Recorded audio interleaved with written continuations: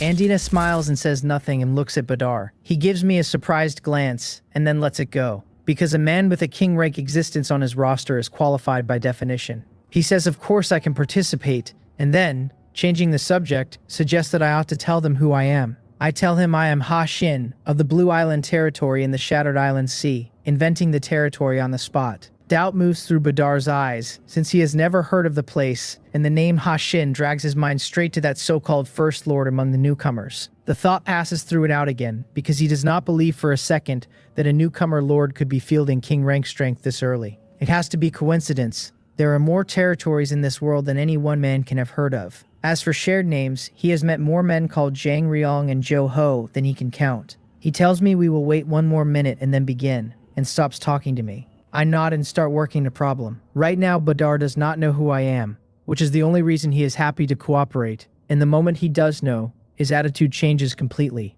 I have no better option than to play along and watch, and if it comes apart, I show my hand and fight. Unfortunately, this world is never short of surprises. A familiar voice calls out that the boss is here too, and my stomach drops. Badar and the other two turn to look at Yu Pyong. He brings his ship right up alongside mine, looks straight at Andina and Fei, and announces that he does not know how he ended up here. He says that meeting me is unbelievable luck, and that the spirit domain needs me to lead them against these demon domain scumbags. I have no words. Yu Pyong cannot meet me without talking me up, and normally I would let him have his fun, except the man did not look at the room even once before opening his mouth. Without Ellie in my pocket, that sentence would have killed us both today. Badar's expression goes cold and he asks me who this is, then glances at Andina, since he cannot read a lord's information himself. Andina shakes her head at him to say the newcomer is a weakling and not worth the attention. Meanwhile, Yu Pyong has finally noticed that something is very wrong. Why is a spirit domain lord standing between two demon domain lords, and why is that one clearly not human? The answer he arrives at is that these are not newcomer lords like him, but territorial lords, and even if he cannot see Badar's true strength, he knows that gap is enormous. The smile leaves his face, and he remembers what he read in the chat channel, that a lot of territorial lords hate his boss and want him gone quickly. He looks at me with the most mournful face I have ever seen on a grown man. I shrug at him, then turn to Badar and tell him that this, as he can see, is my little brother.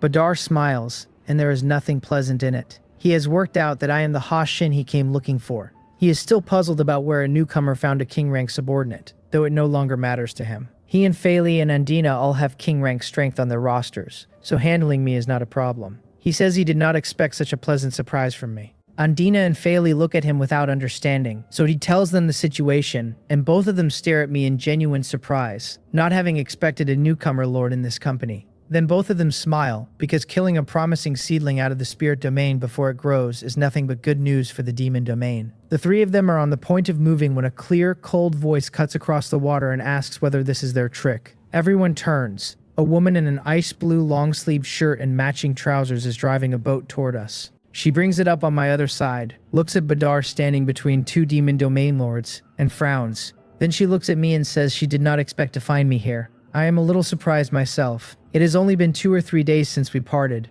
and it feels considerably longer than that, though not because I have been missing Li Chenghan. It is only that I have lived through an unreasonable amount since then. I tell her I did not expect to run into her this fast either. She asks what exactly is going on, and she does not ask it while looking at me, because her eyes are on Badar and the other two. She has clearly decided this is not my doing, and assumed it is his. Badar has watched her talk to me and understands we know each other, but he does not know who she is, so he files her under new lord. He is on the verge of dealing with all of us at once when Andina saves him from himself. She warns him that there are 2 top king rank powerhouses on that side, and that it is a hard nut to crack. Badar and Fei both look at Li Chenghan in surprise, having entirely failed to read her. He drops the idea. Each of the 3 of them has a top king rank powerhouse serving under them. None of the 3 has reached king rank personally, which means the gap between the 2 sides is not remotely overwhelming. Attacking now would maul both sides, and a mauled fleet cannot run his operation. His whole reason for being here is to use this harvest to accelerate his early development and take a lead nobody can close, so he lays the plan out for her instead.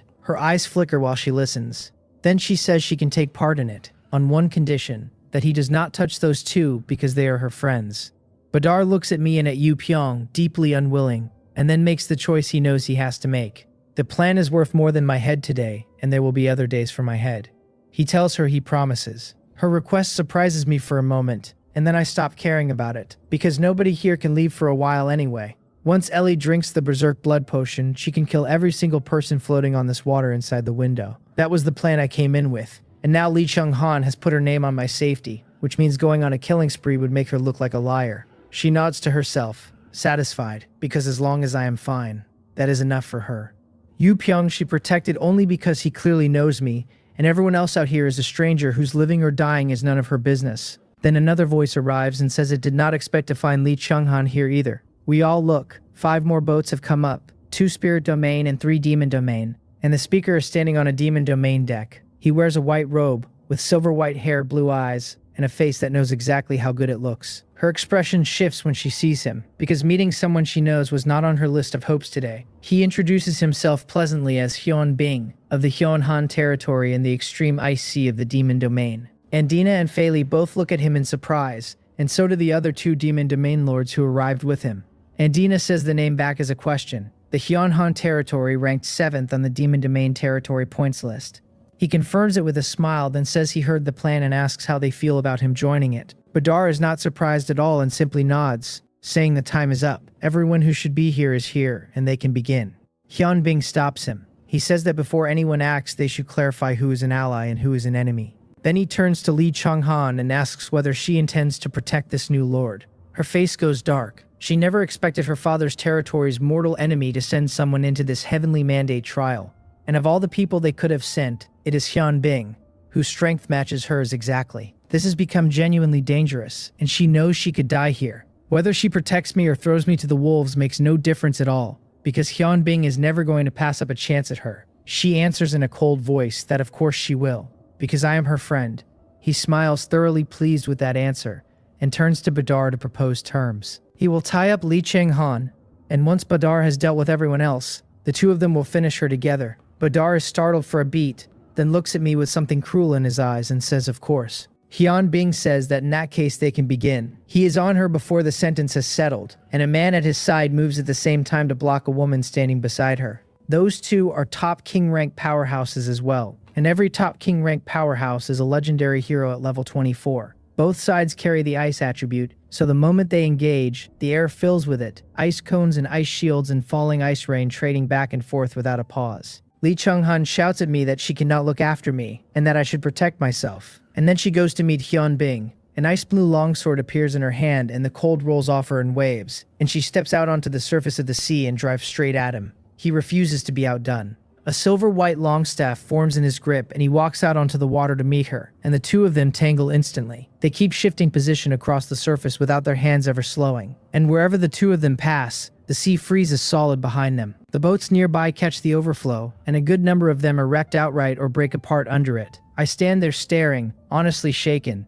Is that what the full power of a top king rank existence looks like? At the same moment, Andina, Fei Li, and the 2 newly arrived demon domain lords begin attacking the spirit domain boats around them. The other 2 spirit domain lords start attacking the demon domain boats around them, until the lords of both domains are swinging at each other everywhere I look. Since the 2 sides were never cleanly separated but tangled together hull against hull, the entire battlefield collapses into chaos. Kegi Badar looks across the water at me and laughs that this time nobody is going to save me. I look back at him with the emptiest face I own. So this is the part where the villain celebrates early, and if he intends to run textbook villain behavior at me, then by the logic of every story ever told that makes me the protagonist. I enjoy that thought considerably more than a grown man should. I am not panicking because I know exactly what is sitting in my inventory. Yu Pyong, standing at my shoulder, is panicking enough for the entire fleet. He walked into a wolf's den without once checking the room. There are several king rank existences standing on this water, and every one of them can take a hull apart with a single blow. He cannot work out how anybody is supposed to fight that. He looks over at me hoping for something to hold on to, and what he finds is a faint smile, which he reads as his boss finally breaking under the pressure. Catherine has drifted her ship in close with the others, and my expression puzzles her the same way. She knows she is treating a dead horse like a live one, because the only strong person she knows out here is me, and crowding toward me is pure survival instinct. Then she looks again at how untroubled I am, and a small light comes back on behind her eyes,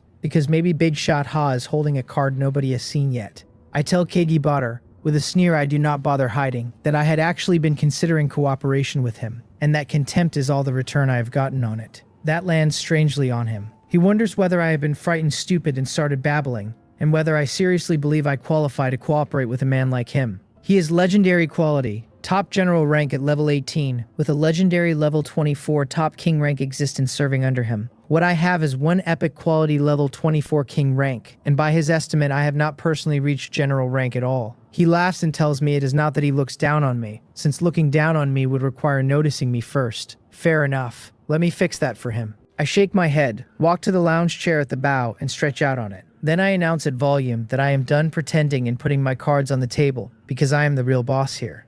Kegi Badar laughs until his shoulders shake, entirely convinced that the nearness of death has cracked my mind. He tells Karif to handle the king rank and says he will kill everyone else on my ship himself. A giant axe appears in Karif's hand, and he steps out onto the surface of the sea and comes at my hole. I take out a berserk blood potion, hand it to Ellie with a sigh, and ask why they are all in such a hurry to die. Then I tell her to deal with them quickly and not to let them suffer. Catherine and Youpyeong both look away at that, and I can feel the shared opinion coming off the pair of them. It is very late in the day, apparently, for me to still be showing off. Ellie takes the potion, drinks it, and tells me pleasantly not to worry, that everything will go as I wish. The aura that comes off her breath later is strong enough to stop the king rank fighting elsewhere on the water. Hyun Bing, still trading blows with Lee Chung-han, snaps his head around, and she turns hers at the same instant. Both of them say the same two words out loud, which are Emperor Tyr. Then they see that the Emperor Tyr in question is the woman standing beside me, and their faces go in opposite directions. Lee Chung-han looks like a man doing arithmetic he does not like.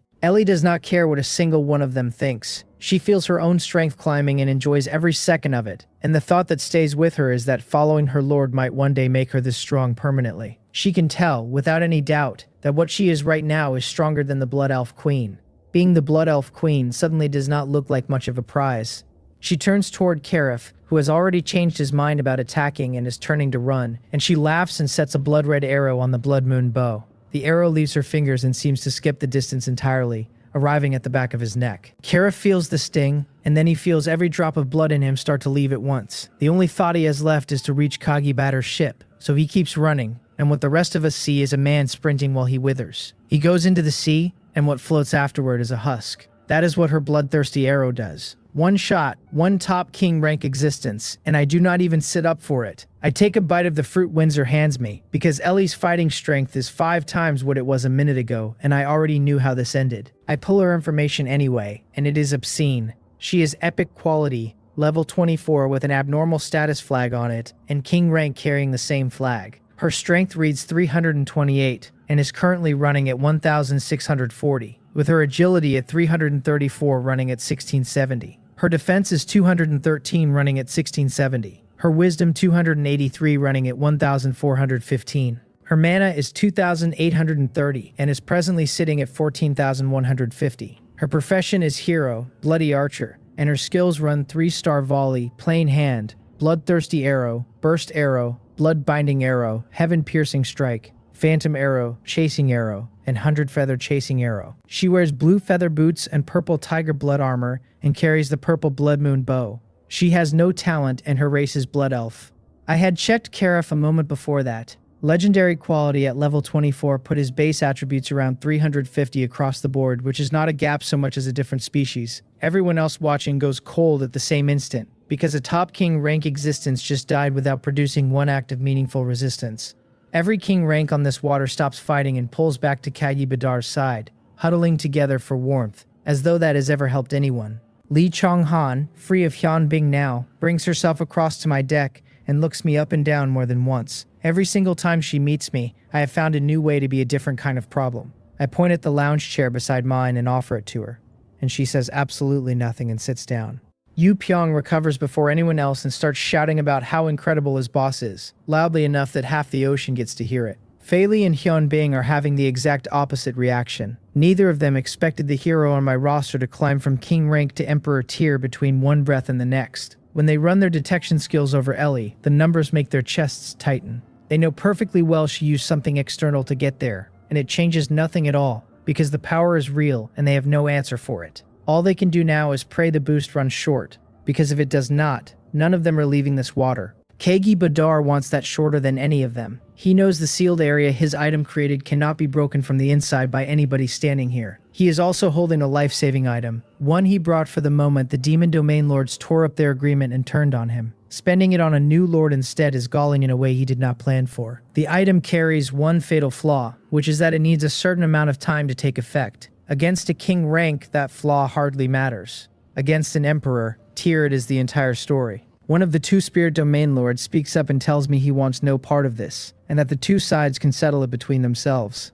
I look at him with some surprise, think it over, and nod. Both of those two are general rank with a top-tier king rank existence underneath them. Since nobody can leave this place anyway, there is no reason not to let them rest while I clear out the demon domain side first. Ellie could handle 2 more king-level orcs on top of everything else, and I have never seen the appeal of fighting the maximum number of enemies when a smaller number is on offer. Kegi Badar tells them, in a very dark voice, that surely they do not believe I will let them go afterward. Fei Li and Hyun Bing and their 5 demon domain lords all turn cold eyes on the pair. They would enjoy killing those 2 as well, and they know today is not the day for it, because I am the enemy that matters. So I do the reassuring myself, and I tell the 2 spirit domain lords they have nothing to fear from me. The first reason is that they have not moved against me. The second is that they would not bring me any merit points, which makes their value too small to bother with. Their faces get worse, since as descendants of an emperor tier, that is a slap delivered with a smile, and at the same time their shoulders come down, because it also sounds like the truth. They exchange a glance, then steer their boats off to one side, and I notice they do not go far at all. Kegi Badar's expression keeps deteriorating, since he has just watched 2 king-level orcs walk off his side of the board. Hyun Bing decides for the whole group that there is no retreat left, and they will have to fight with everything they own. He has read my face and knows I have no intention of letting one demon domain lord sail home. On his side, there are 6 lords, each carrying a top-tier king rank existence, plus Hyun Bing himself, which makes 7 top-tier king rank existences, with 5 more lords at general rank behind them. And Dina agrees that they should move, and somebody shouts the order to charge. Then every last one of them turns and runs in a different direction, abandoning their boats where they float. I stare at that for a second, completely thrown. A moment ago they had the look of men preparing to die gloriously, and now they are scattering like dropped marbles, and I never once saw them discuss it. Then the arithmetic lands, because they are not running to escape, but running to spend time, hoping Ellie's potion burns out before they do. I tell them, mostly for my own entertainment, that they will not be waiting that long.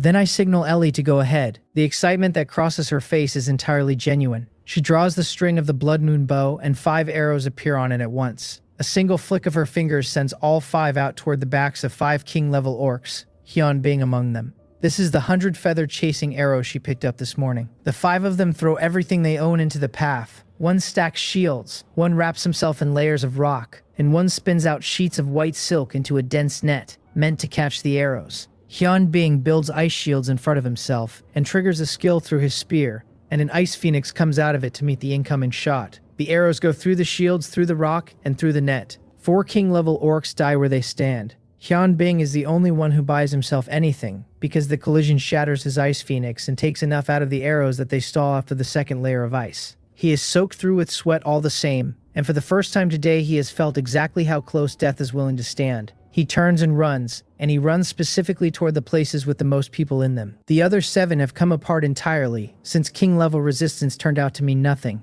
While they scatter, they are cursing Kagi Badar for provoking me in the first place, and cursing Hyun Bing for swaggering in and announcing he would tie up Lee Chung-han. Even I am startled, because I knew Ellie was strong right now, and I did not know she could delete 4 king-level orcs in one breath. She draws again, and this time 6 arrows sit on the string, 2 for Hyun Bing, 2 for 2 more king-level orcs, and 1 each for a pair of demon domain lords. Every target reacts the same way, throwing up shields with both hands, and several of them grab people off passing ships and hurl them backward into the line of fire. Nobody out here is above any measure, however small, that might buy 1 more second. It buys nothing. Hyun Bing fires his spear one last time, and an ice dragon comes out of it and eats the first arrow, and the second one goes through his throat. He puts a hand over it, eyes wide, and lifts the other hand to point at me across the water. The 4 beside him do not manage even that much and are gone on the spot. That leaves Kegi Badar, Fei Li, and Andina on the field, and, I remind myself, the 2 spirit domain lords parked so helpfully off to one side.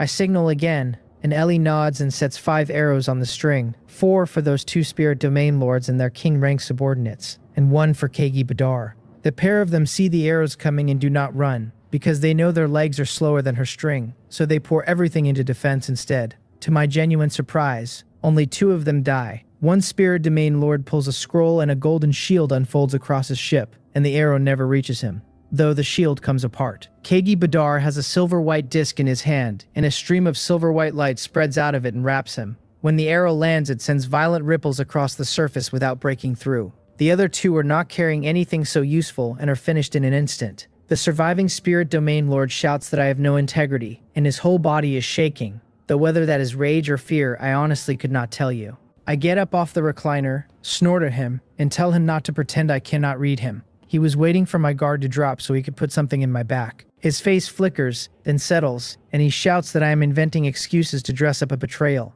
I ignore him, because he is still spending my time on purpose and waiting for Ellie's potion to run dry, and my eyes are on Kadi Badar and nowhere else. That man is not leaving this water.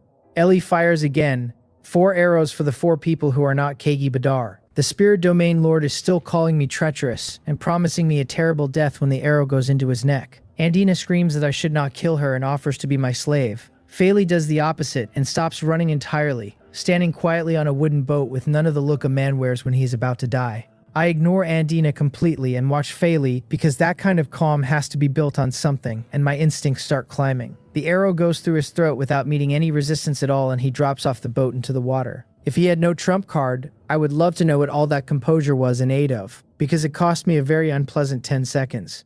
Then I notice my merit points have not moved, which means Faili is not actually dead. I tell Li Chonghan to go and check his body and to be careful doing it. She has questions and asks none of them, because she knows she is the only one free to go, given that Ellie is busy with Kagi Badar.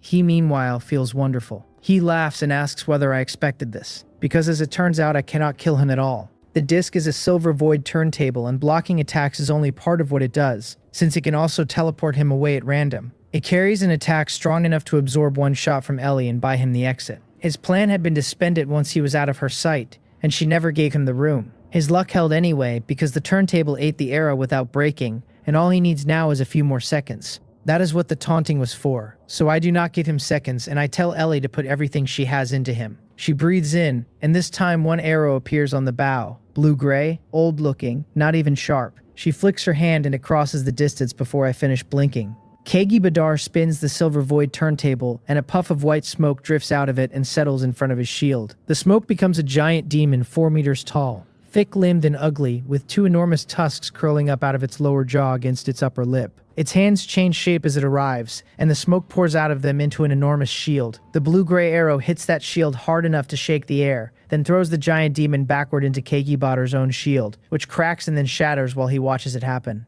The giant demon lands on him in something that looks obscenely like an embrace, and the force goes straight through him. His mouth opens wide, his eyes go round, and then he takes out several ship railings on his way across the water and comes to rest against one that cracks under him. He falls into the sea with everything inside him ruined, and the blue-gray arrow standing out of his abdomen where it went clean through.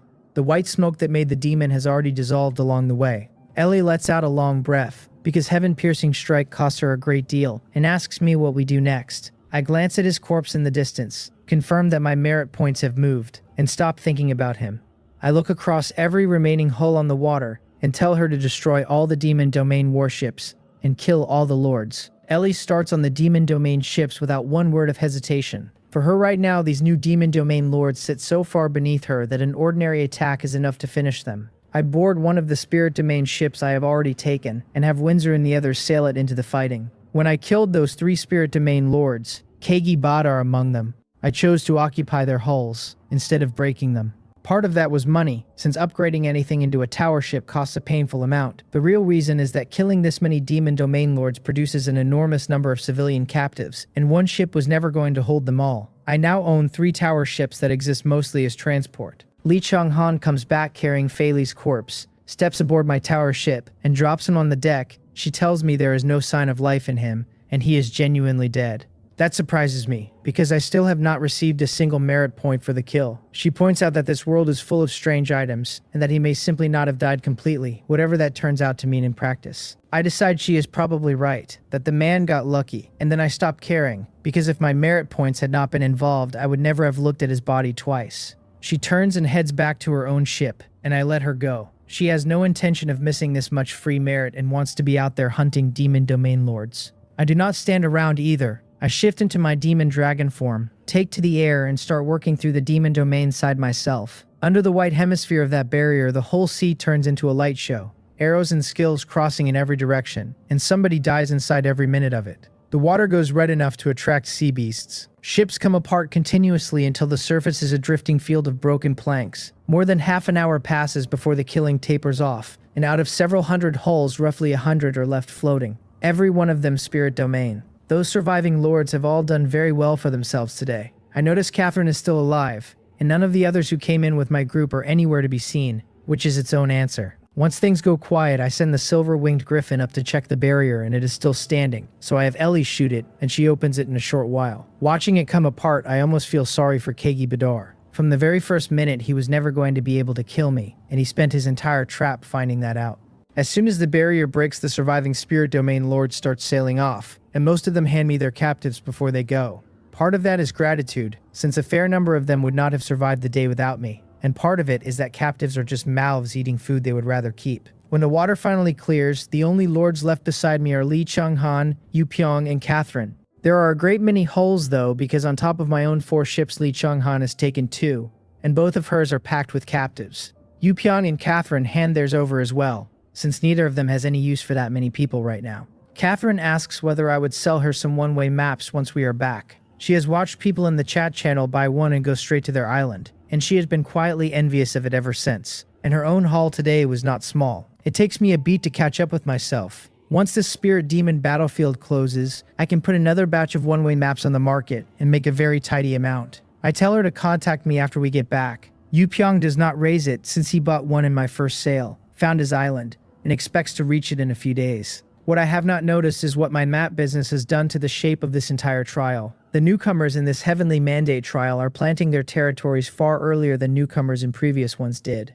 If the territorial lords were not standing on them, this batch of lords would be coming out considerably stronger than anyone planned for. Yu Pyong asks what I mean to do next. My haul today has gone so far past expectation that it slightly embarrasses me, and I owe every bit of that to Kagi Badar. Going back to combing the open sea for demon domain lords sounds like a chore, so I tell him I plan to dive and hunt underwater for a while. The Berserk blood potion runs for an hour and there is close to half an hour left on it. I am not letting that burn for nothing, so I intend to go down and see what expensive things I can kill. Yu Pyong is visibly disappointed, since he wanted to keep following me. Catherine feels the same and does not say it, because she is already satisfied and the only item left on her list is praying she gets out of the spirit demon battlefield alive. They leave. Li Changhan says a short goodbye and leaves as well, and I let her, because I have nothing I want to say to her right now. I engage the diving technology and take the tower ship down, leaving the other 3 on a surface with Little Blue and the silver-winged griffin on guard. The dive itself stays uneventful, and anything weak enough to bother us gets handled by hand by me and Windsor and the rest. I keep Ellie out of it deliberately, because these sea beasts are experience for everybody else and I would rather have levels than convenience. That only works for now, of course, since once we reach general rank level 13, the free ride ends. Ellie is the one who told me that. Past general rank, you only gain experience from killing demonic beasts of your own quality, and after that point you are living on elixirs and other external items. That is why cultivation techniques exist in this world at all, since everyone above general rank leans on one to keep climbing. It is good news for anyone still low quality, because low quality beasts exist in enormous numbers and are easy to find and easy to farm. High quality beasts are the opposite, and running into one is mostly a matter of fate. I am not worried about my own progress, since I already own a golden quality technique in the holy demon art. The problem is everyone else. Windsor and the others are legendary quality too, which means they will be living on techniques as well, and a golden quality technique can generally only be cultivated by one person. With this many legendary quality heroes on my roster, I need several of them, and I have no appetite whatsoever for low quality substitutes. It is a rich man's problem. And it is still a problem. Then something the size of a city block comes out of the dark in front of the hull, and my train of thought dies mid-sentence. The creature runs a full 600 meters, roughly humanoid in shape, covered in black scales with a thick tail behind it ending in a purple barb. Its mouth is packed with triangular teeth, its eyes are rhombic, and so are its pupils, and both of them flicker with a crimson light I do not enjoy at all. There is no nose anywhere on its face, only a pair of gills working on either side of its cheeks. The pressure coming off it goes through the hole and straight into my spine. As a rule, the larger the demonic beast, the worse the news, and my estimate puts this one at Emperor tier. I came down here to make a profit, and I have walked into a weather system. I ask Ellie whether she can read its strength, since my own spirit eye returned nothing at all. She tells me, with some difficulty, that she has no detection skills. That one is my fault, since I never gave her the magic eye. I take out the magic eye skill stone and hand it over, and she learns it on the spot and shares the readout with me. The thing is called a Deep Sea Hunter. Gold quality, level 30, with strength 1,231, agility 813, and defense 1,146. Its skills are Crimson Eye, Fatal Poison Hook, Blade Sea Saber Technique, Deep Sea Undercurrent, Deep Sea Vortex, Water Tornado, and Water Solidification. My face does something unflattering, because I have run into a maximum level demonic beast, and I genuinely cannot decide whether that is good luck or bad. It also knows saber techniques, which strikes me as several steps beyond what a fish is entitled to. The only reason I am not already finished is that Ellie's potion is still running. The numbers bother me more than the teeth do. By my math, a level 30 existence should average somewhere around 640 across its attributes. And this thing is sitting near 1100. Ellie's numbers are over that line as well, and I have been writing hers off as the Berserk Blood Potion. The Deep Sea Hunter tells me that assumption was wrong, and that a creature can eat rare treasures for long enough, or find some other road entirely, and end up far above its bracket. What I still do not know is where the ceiling for an Emperor tier actually sits. I stop thinking about it and turn the ship around.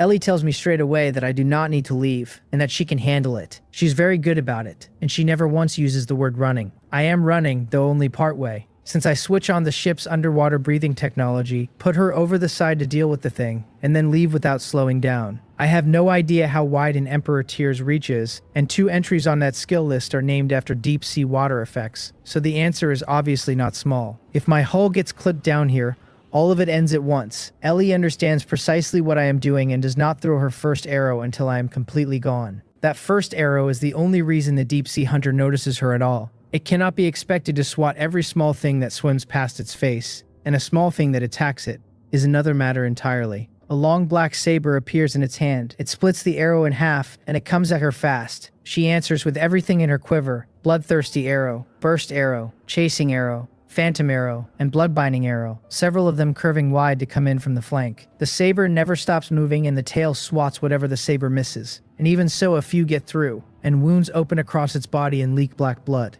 Ellie keeps sliding her position, holding the distance, never letting it inside her range. When it works out that it will never reach her, it loses its temper completely. It roars, its hands begin to move, and the entire body of water around it starts to turn. Ellie's face changes at that, and everything easy goes out of it. Far off, I am watching the direction she is in and refusing to relax, because attributes decide a great deal, and they do not decide everything. Then the sea around my own hull begins to pull, and I understand instantly which skill I am feeling. I am 1,000 meters out at minimum, and it can still reach me, which answers my earlier question about Emperor tier range in the worst way available.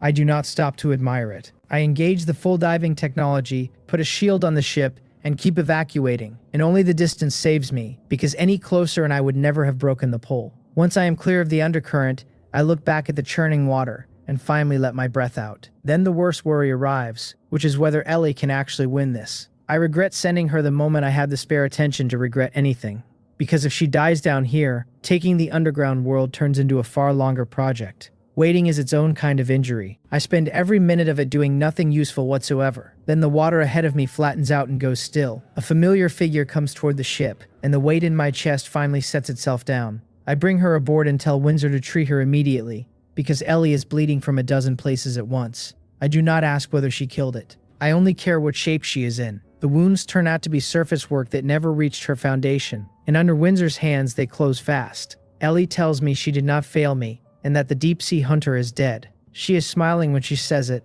and she looks worn thin. I am delighted, and something in my chest twists at the same time, because she only truly pledged herself to me yesterday, and she has already gone this far out on my account. Then she takes out 3 items, and I stop being sentimental at speed, because one of them is glowing gold, and 2 of them are glowing purple. She tells me they dropped from the Deep Sea Hunter and hands all 3 across. I put every one of them away without checking a single one, and I ask her how her recovery feels. She says she is fine and only feels weak because her mana is empty. I tell her to rest properly. Then I take the ship up a little, because this depth is no place to loiter without the one piece of firepower that makes it survivable. Higher up, I go back to hunting, since level progress does not pause for anybody's bad day. When the ship's diving time runs out, I surface and find the sun gone red instead of gold, which puts us near evening, and I know the Spirit Demon battlefield is closing. I meet up with the ships I took and settle in to wait, and I am tired in the way a full day of killing earns you. Chianmo's voice arrives and announces that the spirit demon battlefield has ended, that everyone should leave promptly, and that ranking rewards will be distributed later according to merit points. A teleportation gate opens on the surface. I steer the hulls through one at a time and come out at Heya Port.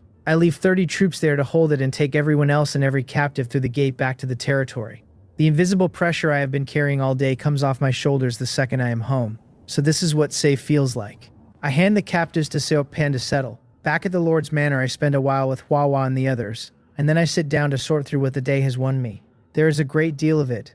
I do not go through the pile piece by piece, and everything white quality and green quality goes into a heap for Seokpan to handle. What is left starts at blue, and it includes 2 golden quality items, the extra one being Hyunbing's weapon. There are also 15 purple quality items, 2 of which came off the Deep Sea Hunter while the rest came off Territorial Lords. Of the 13 from the Lords, 8 are equipment and 5 are cards, and 5 identical cards are odd enough that I read them properly. Each one is a troop type change card at purple quality, and what it does is change the type of a troop nest into a type I already own.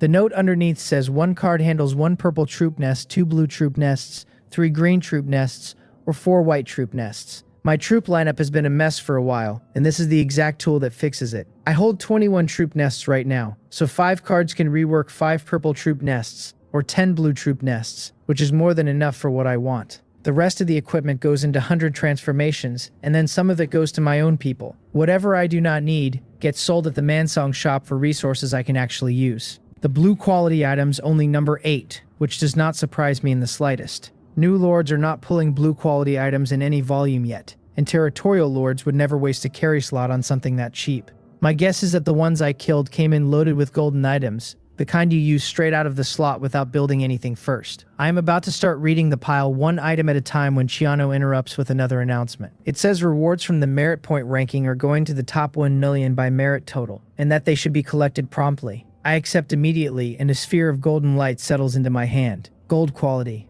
I love this job. The building construction energy sphere is golden quality, and what it does is spend golden energy to construct buildings from blueprints without materials. The description is 2 lines long and I am grinning at it, because for most people this only saves some materials and some money. For me it is not about money at all. I am holding several high-quality building blueprints I cannot build, not because I am poor but because the materials do not exist anywhere I can reach. With this I can put up the buildings my territory genuinely needs, years ahead of schedule. The only open question is how many buildings one sphere covers, and I would very much like the answer to be generous. On top of all of that, the captives I brought home are enough to push my territory up another level.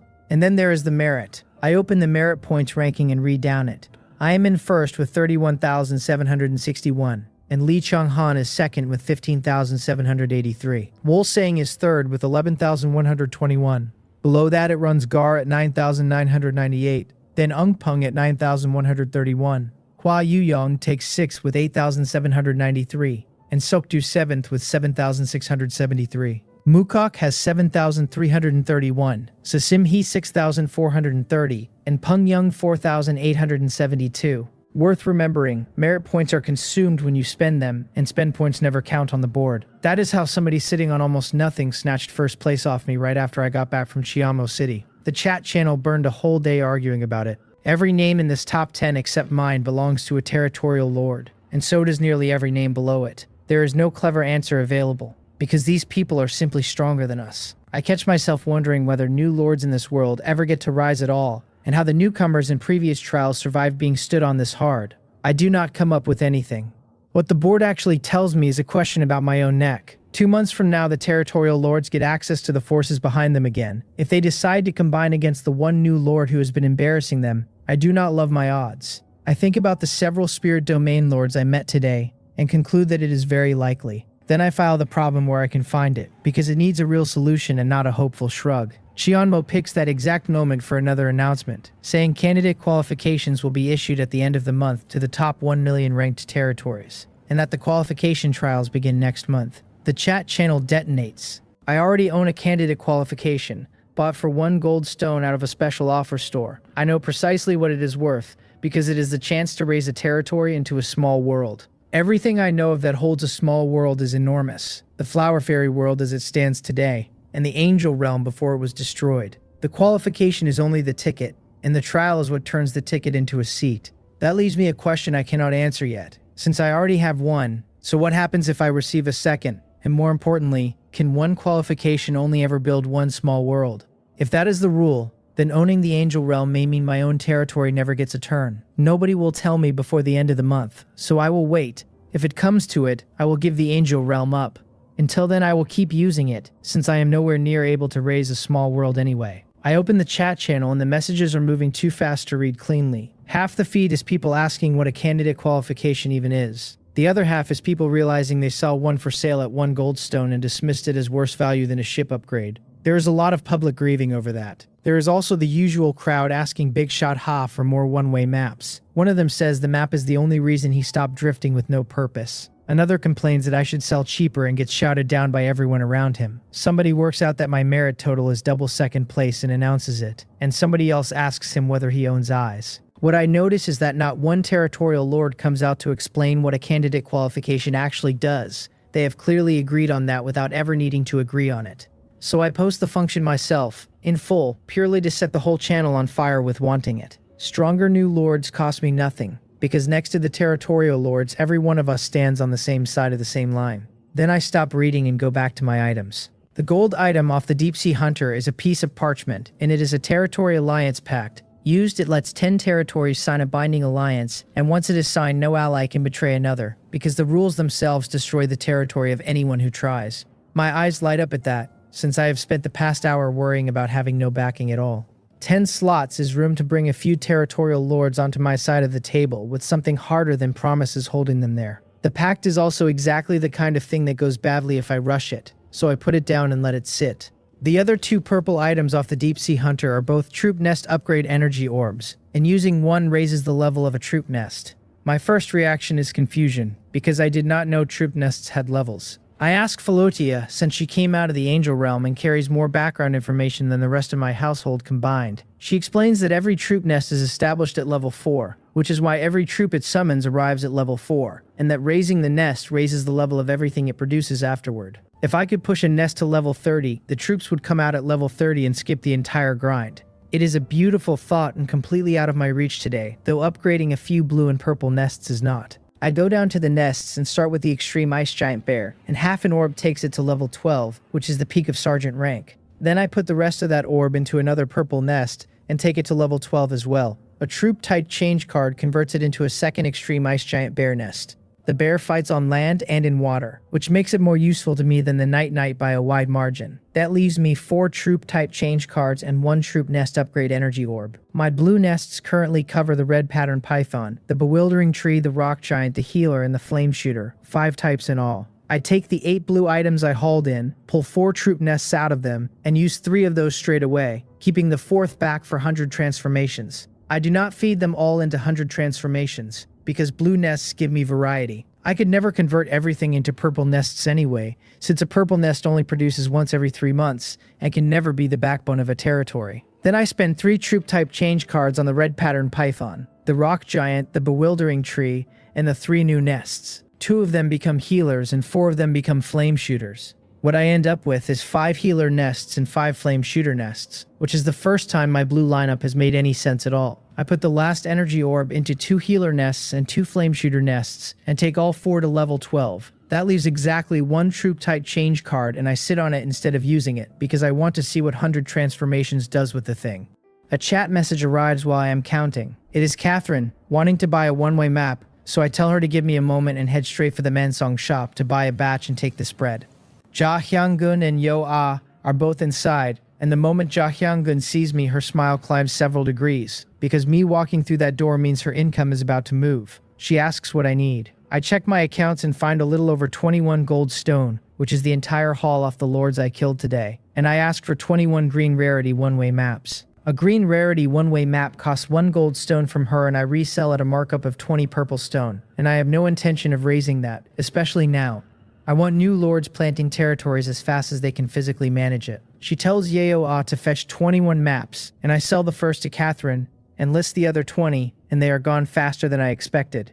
The chat channel fills with people demanding more. One of them is furious that he saw the listing and lost the race with 2 decades of practice behind his hands. Another celebrates that he got 1, and several ask me not to leave them drifting. My accounts read 25 gold stone, since 21 maps return 420 purple stone. which is 4 gold stone. I ask for 25 more and list them, and they sell just as fast. So I do it again and again, until the buying finally stops. 5 rounds in total, 21 maps in the first round and 43 in the last. 155 maps altogether. When the dust settles, my accounts read 52 gold stone, which means I made 31, which means I doubled my money before dinner. I am extremely satisfied with the afternoon, and I am on the point of leaving when Ja Hyungun asks whether I took part in the spirit demon battlefield today. That stops me because I do not remember mentioning it. Then I catch up since the Mansong shop stands behind the Flower Fairy World. Somebody out of the Flower Fairy World was probably in that trial. I confirm it and ask what she is after.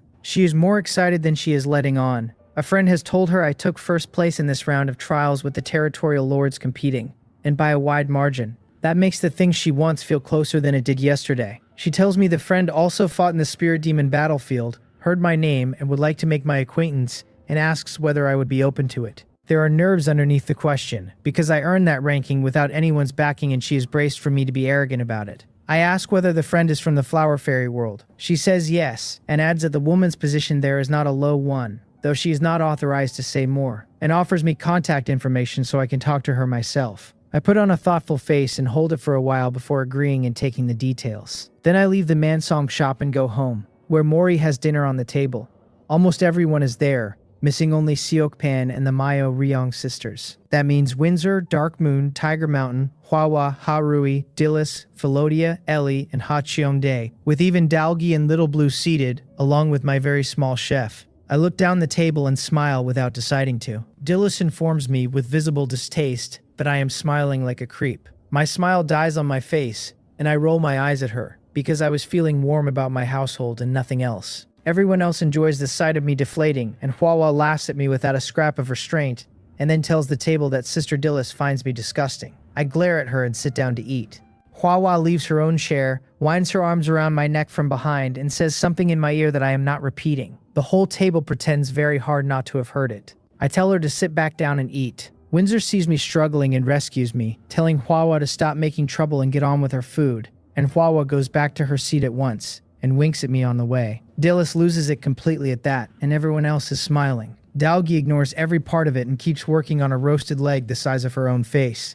Nothing on this world has ever come between that girl and a meal. The rest of dinner runs on laughter and finishes the same way. Afterward, I tell Ellie she is going back to the underground world tomorrow to begin building its surface city. She nods and raises no objection, because she has none, and she is also, for reasons she cannot put a name to, reluctant to leave. Maybe it is that I have never actually treated her like a slave. Maybe it is that this house is warmer and considerably more interesting than anything the underground world has to offer. She does not settle the question, and she is entirely settled on one thing, which is that her life and her destiny stops belonging to the road they were on. Everyone scatters to their own rooms. I wash up and settle in to run the day's 100 transformations, with Windsor beside me and Dark Moon sitting close by. Her cold face is a good deal softer than it used to be, her black cat tail swaying and her cat ears twitching at nothing in particular. I check what I have to work with, which is 9 purple items including 1 troop type change card, and 6 blue items including 1 troop nest. The extra blue one came off the clear wind wolf we killed this morning. While I was waiting out the end of the spirit demon battlefield, I also used the resource fishing rod for the day, pulled nothing but white items, and handed the whole lot to Seokpan. I start with that leftover blue troop nest, which is a white bird troop. I specify the type, run 100 transformations, and Purple Light comes up with another troop nest, which is exactly what I was hoping for. It reads as a silver-winged griffin troop nest at purple quality, and using it summons the silver-winged griffin troop. That is a considerably better result than I had any right to expect. The 2 silver-winged griffins earned their keep several times over on the battlefield today, patrolling the air, harassing enemies, and doubling as mounts, and now I can produce them myself. Next comes another blue item, a lake resource card, which grants a medium-sized lake. I specify the type again, purple light flashes, and I am holding a regenerating lake resource card, which grants a medium-sized lake whose water resources regenerate. Still medium-sized, now self-fulfilling, and that is precisely the version I needed. I ran that card through 100 transformations for water in the first place, because I intend to develop the Angel Realm, and dropping this card there means I can farm there.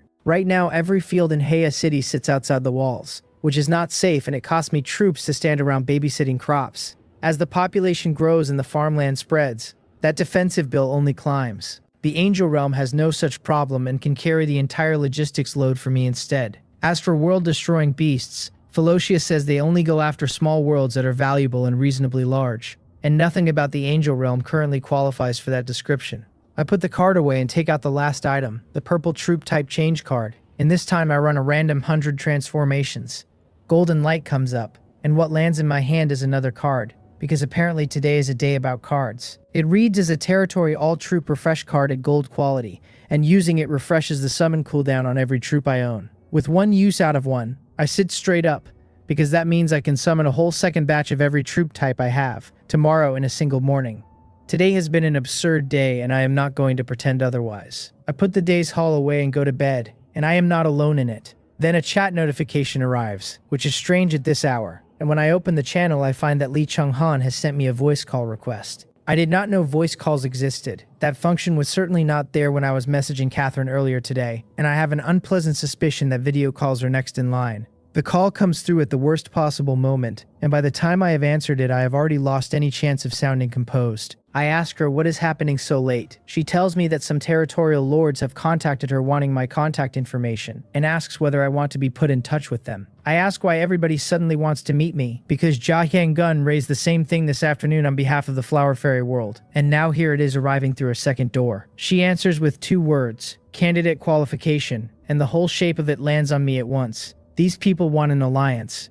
I am a new lord, and what I did on the spirit demon battlefield has certainly reached every territorial lord in this trial, so nobody is questioning my strength anymore. On top of that, the competition for candidate qualifications lands at the end of the month with the trial starting the month after. For those 2 critical months, the territorial lords cannot draw on the forces standing behind them, which makes the current number 1 on the board the most obvious recruitment target in the world. I ask her whether she thinks I should meet them. The truth is that I would rather not, since I barely know any of them, and I want her read on it because she carries more information than I do. In any world, information sits very near the top of what matters. My foundation is my own strength and my territory, and after that it is my handful of companions, the 4 out of Cheonhae Pavilion and Lee Kyo and the others. But I am holding a territory alliance pact now, and I do intend to bring a few territorial lords in. That way the pressure from the forces behind them lands on more than one set of shoulders. That does not mean grabbing whoever is standing closest. Lee Chung-han is one of them, since she is the one I actually know. For the second, I am thinking of the woman Jia Hyang-gun offered to introduce, because the Flower Fairy world will matter a great deal later on. Before any of that, I need to talk to her and find out what she is like. The alliance rules will stop a bad character from betraying me, and they will not stop one from being unbearable to work beside. That is also why I have never bothered courting the top-ranked new lords, and why I keep investing in the people I started with instead. Investing. That is the word I want, and I mean it, because I genuinely believe Lee Kyo and the rest can take off under me. I have not yet worked out how, and all of it waits until after the alliance is signed tomorrow. As for Jia Hyang-gun's friend, I am in no rush whatsoever, since I am the item everyone wants right now, and letting her wait costs me nothing at all. Lee Chung-gan has no idea any of that is running behind my end of the call. She thinks it over and tells me most of them are not worth seeing and there is little point in the exercise, but that there is one person she believes I should meet. That surprises me, since a recommendation out of her is rare, and her tone says this person matters to her. I ask who it is, and what their character is like, since she clearly rates them highly. She answers with a question of her own, and asks whether I have heard of Songhae. I tell her I have, because Jia Hyang-gun named it for me first as the strongest commercial alliance on the Lord Continent. She is not especially surprised that I know, since she has gone slightly numb to me knowing things I should not, particularly after watching Ellie work today. She catches herself thinking that if I announced I was a woman, she would be mildly surprised, and then simply accept it. Then she wonders why on earth her mind went there and shakes the thought off with some amusement. Then she tells me the person is one of the leaders of Songhae and the young master of somewhere called the Medicine Pavilion. More importantly, they are backed by the Medicine King world and control more of the trade in heavenly materials and earthly treasures than anyone else on the Lord Continent.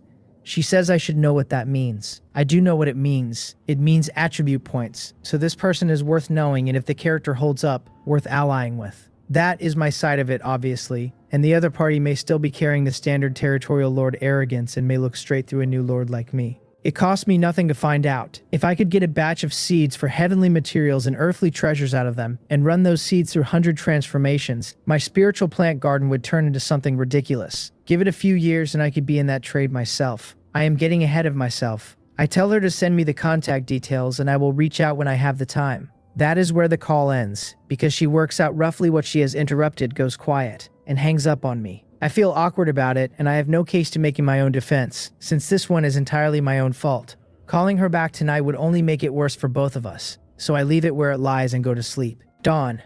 I get up feeling better than I have any right to and walk out into the courtyard.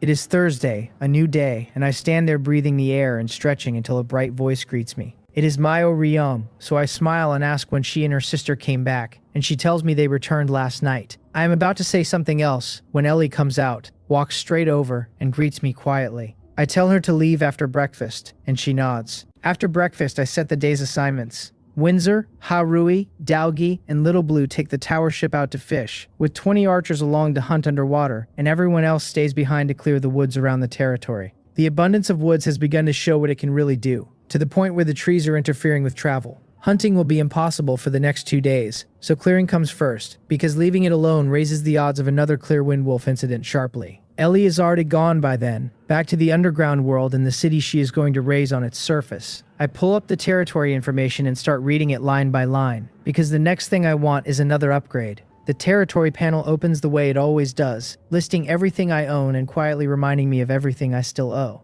Hey Territory reads as a level 1 village with a level 3 Lord's Manor, a kitchen, a residential building, a well, a public toilet, an arrow tower, a lumber yard, a quarry, and a medical room. It counts 2,411 residents for me, 11 heroes under command, 36 troop nests, and a troop strength of 386. Assets stand at 53 goldstone, and the overall rating has reached 6,833. Under the upgrade conditions, the residence line comes back met at 800, and the heroes line comes back met at 2, with at least one of excellent quality. Only the buildings line refuses me. It still wants a level 4 Lord's Manor, a city wall, a tailor shop, and a blacksmith shop. The resident count is the one number I do not have to fight for anymore. Yesterday I walked off that battlefield with close to 2,000 people, the largest single haul I have ever taken, and the size of it surprised even me. War pays better than any honest trade I have tried on this island. The entire bill came to one extreme ice giant bear. The hero count climbed by 3, which is Ellie the Blood Elf, Felocia the Angel, and Dillis the Blood Charm. My troop nests went from 21 to 36, and only 3 of those are the blue ones I placed myself. The rest have to be white and green nests. Seokpan set down while I was busy elsewhere. Troop strength sits 1 point lower than it should, and that missing point is the extreme ice giant bear I traded away. Of the 4 the panel wants, the city wall already exists, and the panel flatly refuses to admit it. The mermaid growth pool is missing from the list too. I stare at that for a while and then file it under things this system does that I have no explanation for, because whatever the reason is, it does not block my upgrade. So I take out the 2 blueprints I have been sitting on.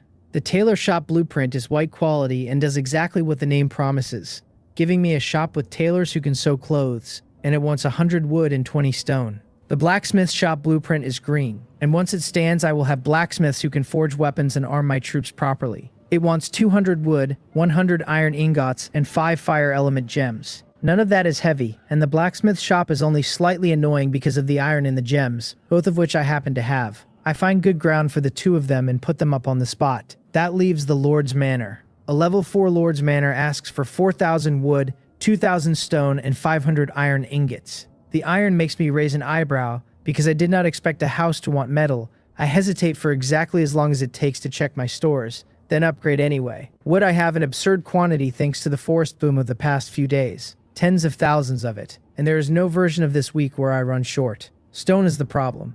After this, my stone is basically gone. Light washes over the building and the new Lord's Manor stands where the old one did. The biggest change is that it has gone from 1 story to 2. Inside, the rooms are no longer just rooms in a row, but divided by function, with a kitchen, a public restroom, a reception room, and living quarters all laid out properly. There is even a bathhouse on the first floor, which I did not expect at all. The footprint has grown a great deal as well.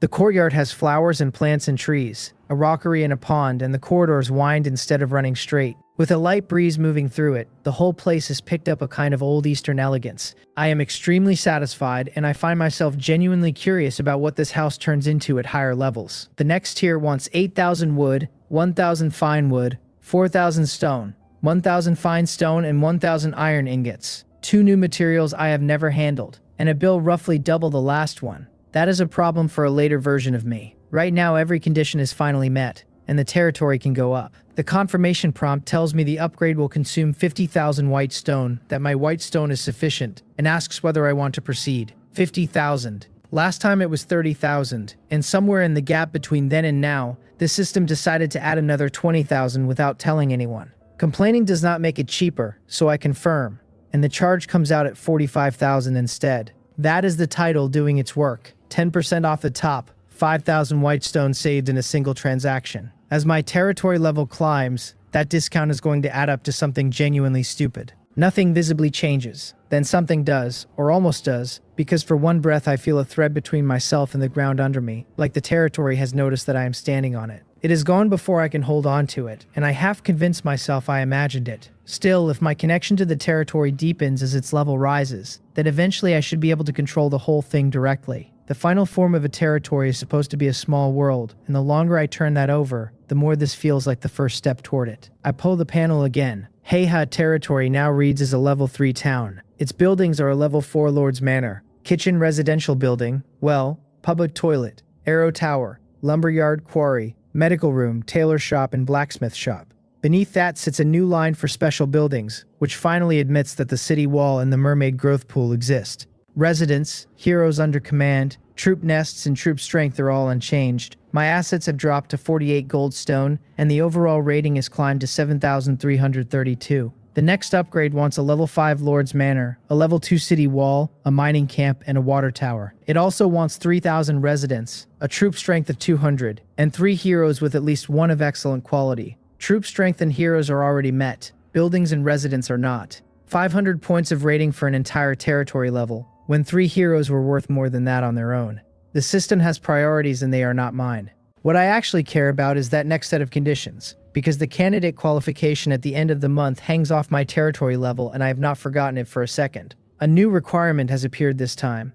A minimum troop strength, which tells me the system expects my town to defend itself from here on. The residence line is the one that stings. I brought in 2,000 people yesterday and assumed that would buy me 2 levels, and it has not even fully covered 1. The Lord's Manor and the city wall are only upgrades and I can grind those out. The mining camp and the water tower are worse, because I do not own either blueprint, and I have no idea whether the pile of things I handed Sockpan yesterday included them. That is my own fault, and I know exactly how it happened. With the 100 transformations talent sitting in my head, I stopped paying attention to white and green blueprints a long time ago, since anything low quality is just raw material for something better. Now my territory level is low, and low quality basic blueprints are precisely what it needs. From here on I read every blueprint that crosses my desk, no matter how cheap it looks. Then I start pulling out the good ones, because I still have building construction energy spheres to spend. The northeast corner of the territory was originally planned as the military zone and the spiritual plant garden. I have since rewritten it into a functional zone, with a building zone added on top of the other 2.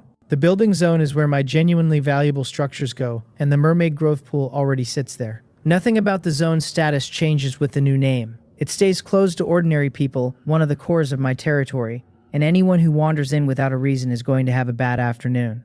I lay out the 4 blueprints I picked. 4 because when I use the troop nest upgrade energy orb I noticed that orbs of the same quality do not hold the same amount of energy. I have no way to know in advance how many buildings this building construction energy sphere will cover, so I ordered them by how badly the territory needs them. Worst case being that the sphere runs dry near the bottom of the list. First is the 100 Spirits Pavilion Construction Blueprint, purple quality, which summons beings from various races with a small chance of pulling a hero, and gives the territory a continuous stream of civilians. It wants 1,000 wood, 500 stone, 200 refined iron, 100 refined copper, and 10 each of fire, water, and earth element gems. It goes first for the obvious reason. Every territory upgrade I have ever attempted has been throttled by population. Every method I have for getting population involves finding somebody and taking their people, which is not a supply chain so much as a habit.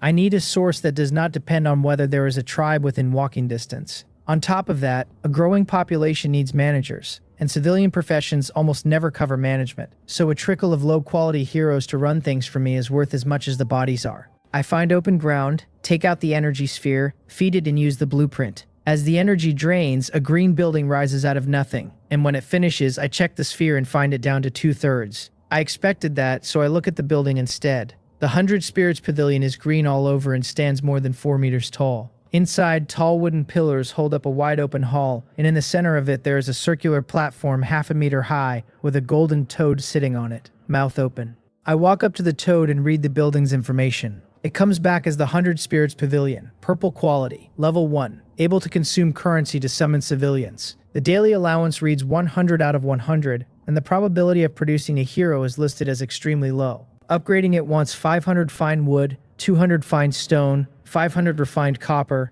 and 20 each of fire, water, and earth element gems. The mechanism turns out to be exactly as elegant as it looks. I put currency in the toad's mouth and choose to summon. 100 a day is a real number, so I drop in a single purple stone, which is 100 white stones, and pull the trigger. A pattern lights up across the floor of the hall, holds for a moment, and dies. And standing in the middle of it is a man who looks to be somewhere in his 20s. His information reads gore, common quality, level 2, strength 6, agility 5, defense 7, profession shoemaker, able to craft shoes and boots out of ordinary materials, race human. That is it. 1 purple stone, 1 shoemaker. An excellent quality troop costs the same purple stone, and I could have had a soldier instead of footwear. Then it clicks. The price here is fixed and the output is not, which means the same 100 white stones could just as easily have produced a purple quality civilian. This building is not about the individual pull, it is about volume. So I spend another 99 purple stones and clear the day's allowance in one sitting. Out of 100 civilians, I get exactly 0 heroes, and worse, every last one of them is human, without a single other race appearing. I hand the whole crowd to Seok Pan to sort and house, and while he has his arms full, I give him a small red stone as well. It is one of the child stones from the mother child stone, a special item for sending messages over a limited distance. The mother stone is slightly larger and clear as glass, and the 7 child stones are a little smaller, each one a color of the rainbow. I have no memory of when I picked it up. I found it while digging through blueprints, which makes it the best kind of item, the kind that is already paid for. Back in the building zone, I take out the second blueprint. The Holy Temple Construction Blueprint is a special building, able to house different statues for different effect bonuses, with room for 0 out of 20 at the moment. It costs 1,000 stone, 50 holy crystal stones, and 100 each of fire, earth, and light element gems. I am building it because it raises the whole territory's strength, rather than 1 unit's. Another third of the sphere burns away, and the Holy Temple stands there, 5 meters tall, milky white, stone to look at but faintly glowing. I walk inside to a 3-meter elevated platform waiting for its first occupant. I take out the Goddess of Harvest statue, gold quality, which raises the territory's food production by half when placed in a building like this one. Without it, I would not have bothered with the temple at all. The moment it leaves my hand, something takes hold of it, and it drifts up and settles onto the platform on its own, then swells until it stands 2 meters tall. The temple grows with it, adding 2 meters of its own and finishing at 7. So these things cannot be upgraded, but they keep changing shape as statues go in, which means the building I am standing in is the smallest version of itself I will ever see. Half again on food production is already worth the stone, and it scales with every field I plant from here on.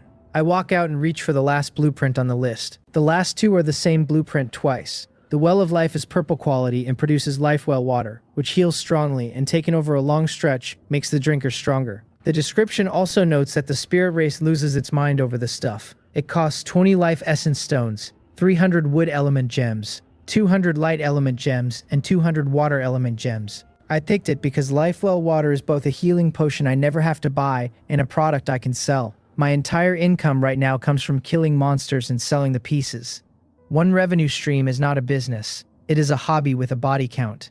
The first well finishes and a 1/6 of the energy sphere is still sitting there, which means I can build the second one, and I do it without thinking twice. 2 circular wells, each a meter across, both filled with green water that somehow makes me want to drink it on sight. The information reads Well of Life, purple, level 1, producing 10 liters of well water daily and healing injuries. It carries a chance to raise attribute points on long-term consumption, and it is listed outright as a sacred item for the spirit race. Upgrading wants 100 life essence stones and 500 each of wood, light, and water element gems. I close that panel very quickly and never think about it again. 20 liters a day between the 2 of them is a real supply. When Ha-Chon-dae comes back, I will have her drink some and tell me whether it does anything for her.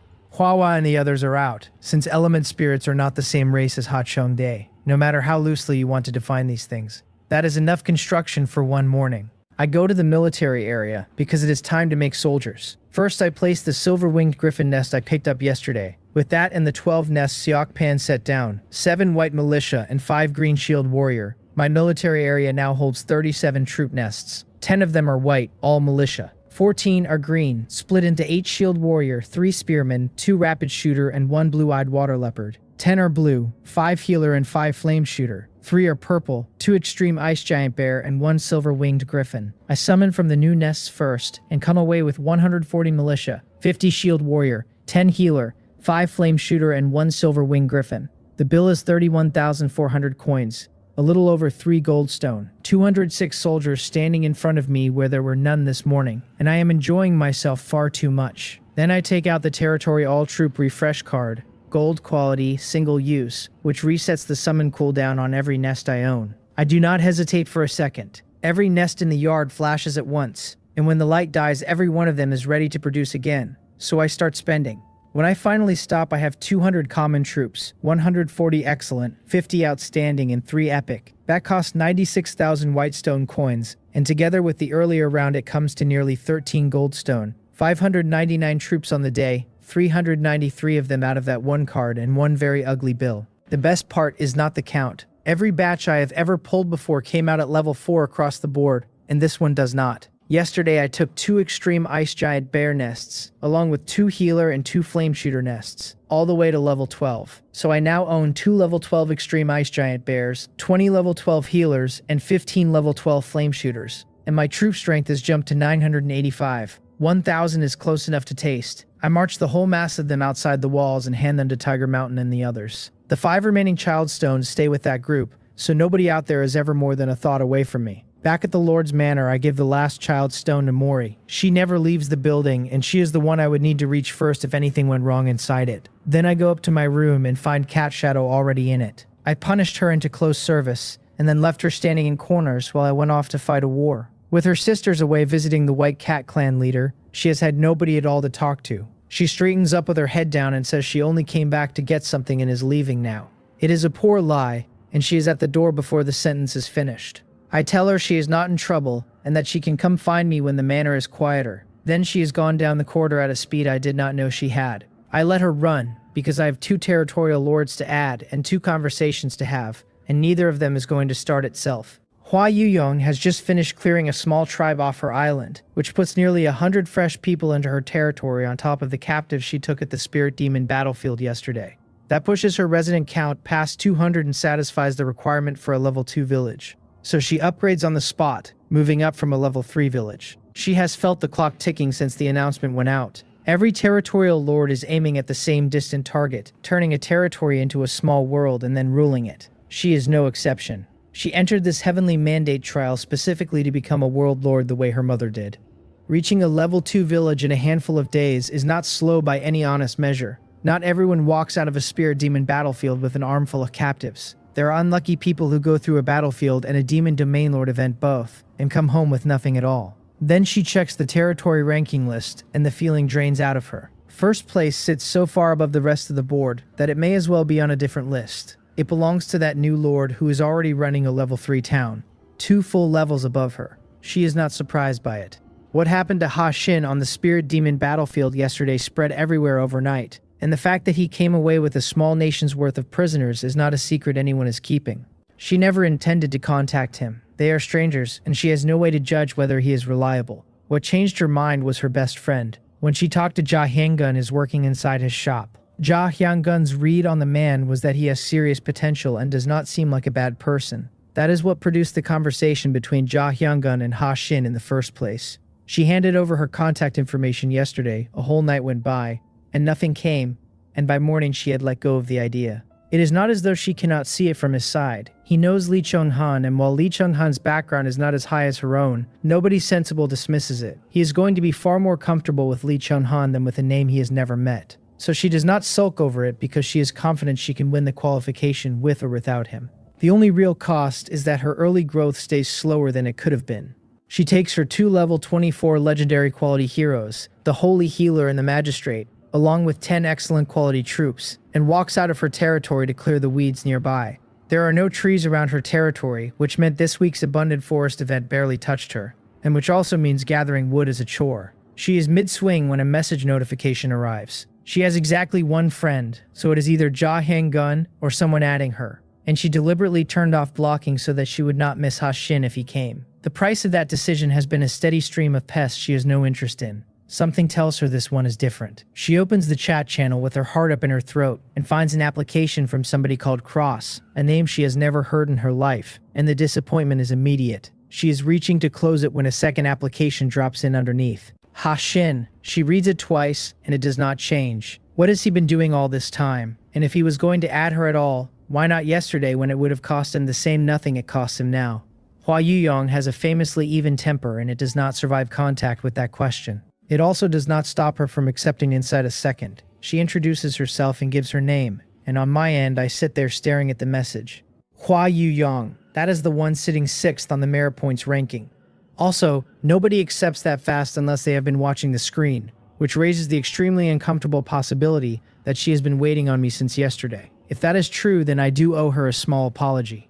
Small. We have never met and I had a territory to upgrade. I reply with my own name, tell her Jia Hyanggun was the one who passed her along, and ask what she wants from me. She does not waste a syllable on warm-up and says she wants an alliance. I ask what an alliance gets me, because I already know it buys me the protection of whatever power stands behind her, and I would still like to be paid in things I can hold. She understands the principle as well as I do, that an alliance with no exchange of interests is an alliance made of paper. Her offer is that 2 months from now, once the Cheonmo rules loosen, she can shield me directly and that the power behind her can supply rare materials I want. She finishes by pointing out that I already know what the Flower Fairy world means. I do know, because I have watched what the Mansong shop can produce on request. Before I can answer, she sends a second message, telling me she has 2 level 24 legendary quality heroes under her, and proposing that we fight the next Spirit Demon battlefield as allies. Then she explains why that matters, and this is the part I did not have. The next Spirit Demon battlefield will not be the aimless wandering we just went through. It will be 2 armies meeting on purpose,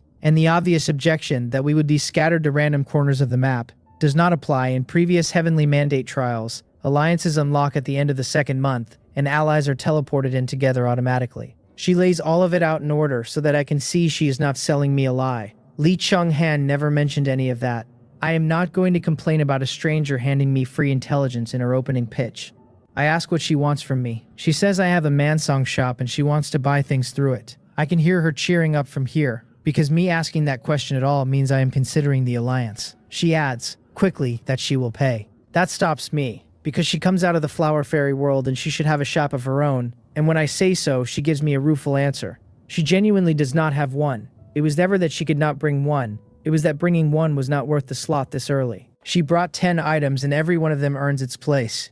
A lumberyard, a quarry, a residential building, a well, a medical room, city wall blueprints, 2 blue quality troop nests, and 2 heroes. On top of that, she carried 20 gold stone, the maximum allowed, and a ship core which does not count against the 10. There is very little she could not get, and she took only the things that fit her situation. Every building on that list is a mandatory step toward a territory upgrade, so the moment her population catches up, she can go straight to a level 1 village. I sit back and take that in properly. She is smart, and more importantly, she is unsentimental about it, which is rarer. I ask her what she wants now, and she says troop nests. She has 10 troops to her name. 2 level 24 heroes are wonderful, and neither of them can garrison a wall. 10 soldiers is not enough to besiege and wipe out a decent-sized tribe, or to hold her own ground while she does it. I tell her I can buy some for her through the Mansong shop and sell them on at cost, with one condition attached. My shop level only lets me buy the lowest white quality nests, and she certainly already knows that. She asks what the condition is,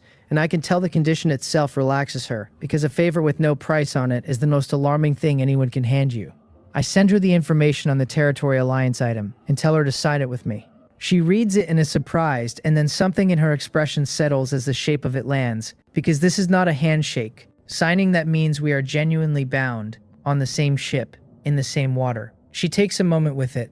Am I worth that? She decides that I am, and says so in one word. Her reasoning is not flattering, and I respect it more for that. In her situation right now, my value is greater than hers. Looking forward, my position gives me room to keep growing, so tying herself to me is not a loss on any timeline she can see. I did not expect a decision that fast, and it is exactly the decision I wanted. So I take out the Territory Alliance and go to sign it, and the system informs me that an alliance only takes effect when signed face-to-face. Face-to-face. She is an unknown distance away across an ocean neither of us can cross, and the next time we could possibly be in the same place as the battlefield 2 months from now. I tell her the truth, that the signing is postponed until I work out how to get us in the same room, and she takes it well. The troop nests I can still do today. She is paying full freight, so I make nothing on the deal, but every white stone that moves through the Mansong shop counts toward my spending, and my spending is what raises my shop level. At the shop, I put down 10 gold stone for 20 white quality troop nests at 5,000 white stone each, a clean 100,000 white stone, and pass them across. Then I close the channel and sit with the number for a second. 20 nests in one order. She is going to summon 400 troops in a single afternoon.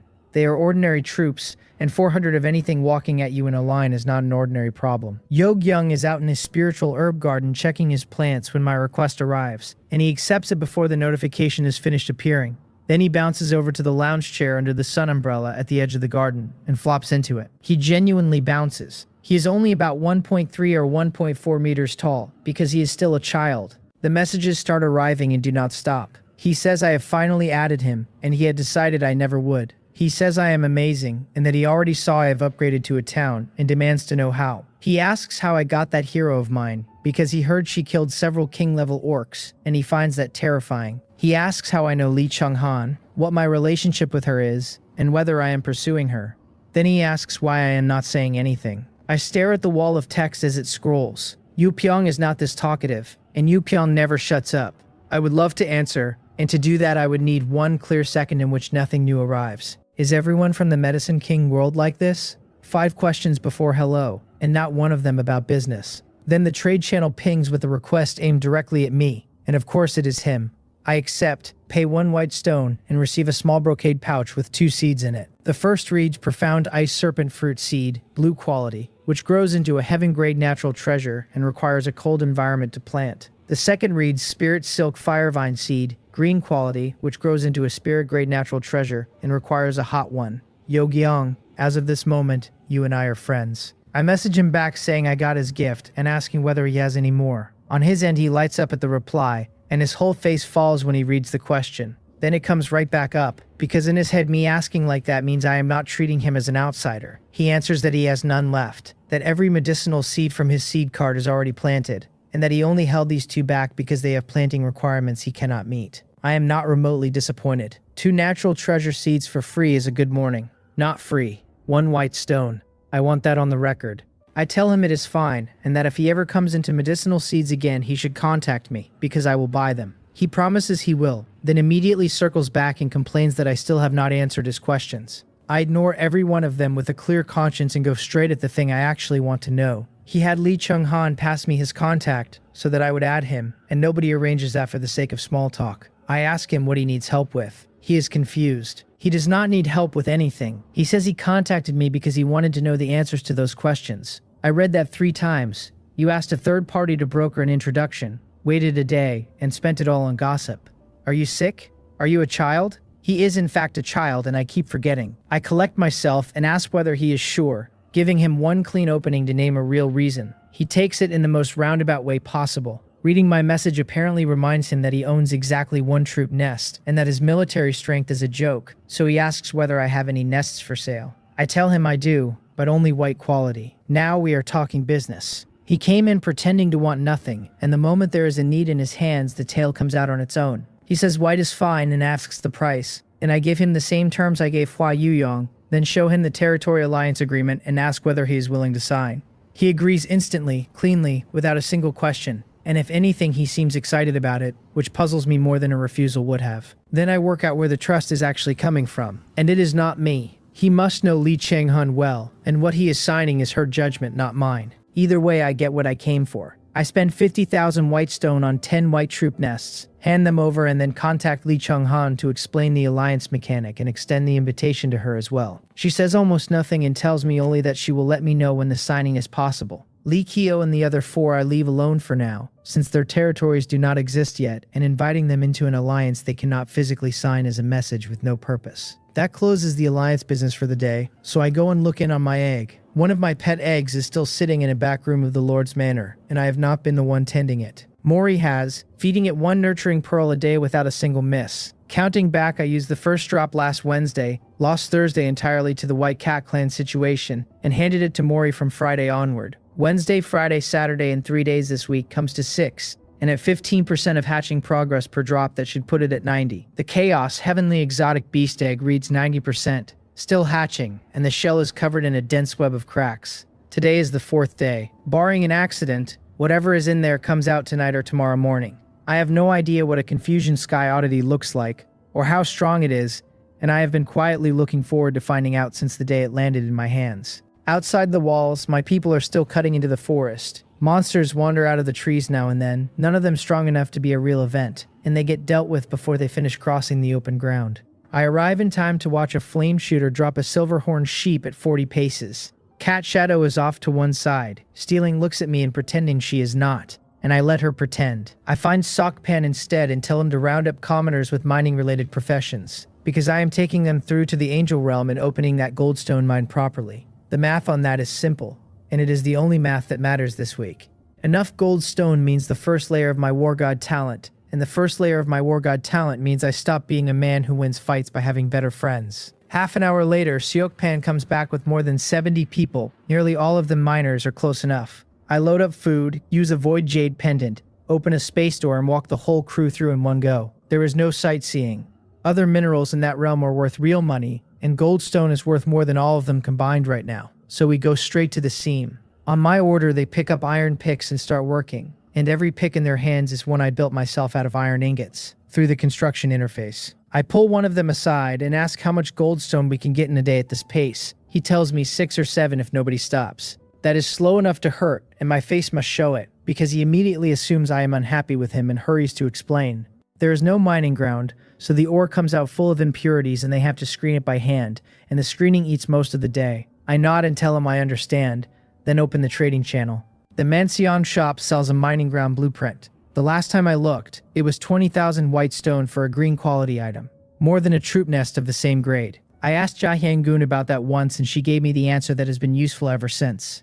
Quality sets a floor on an item's price, but what actually sets the price is how much value the item creates. That is why a cheap-looking thing will regularly cost more than an expensive-looking one. A tool that produces income every day for years is not competing with a sword. The trade channel has plenty of them and more variety than I expected. A green mining ground construction blueprint at 5,000 white stone. A green semi-automatic mine construction blueprint at 5,500. Another green mining ground at 4,000. A blue psionic mining ground construction blueprint whose owner wants 2 troop nests instead of currency. A green devouring beast mining ground construction blueprint at 8,000, which I am choosing not to think about too hard. Player prices run far below shop prices across the board, some of them a quarter of what the shop asks. I take 2 mining ground blueprints and the semi-automatic one. The mining ground construction blueprint is green quality and increases mining efficiency, and it wants 200 stone, 500 wood, and 500 iron ingots. I build it immediately. Light passes over the ground and leaves behind a paved stone floor, with machinery bolted across it. A mixture of iron and timber that looks crude and turns out not to be. The information reads, mining ground, green, level 1, increasing mineral extraction efficiency by 30% and requiring 20 people with mining professions to run.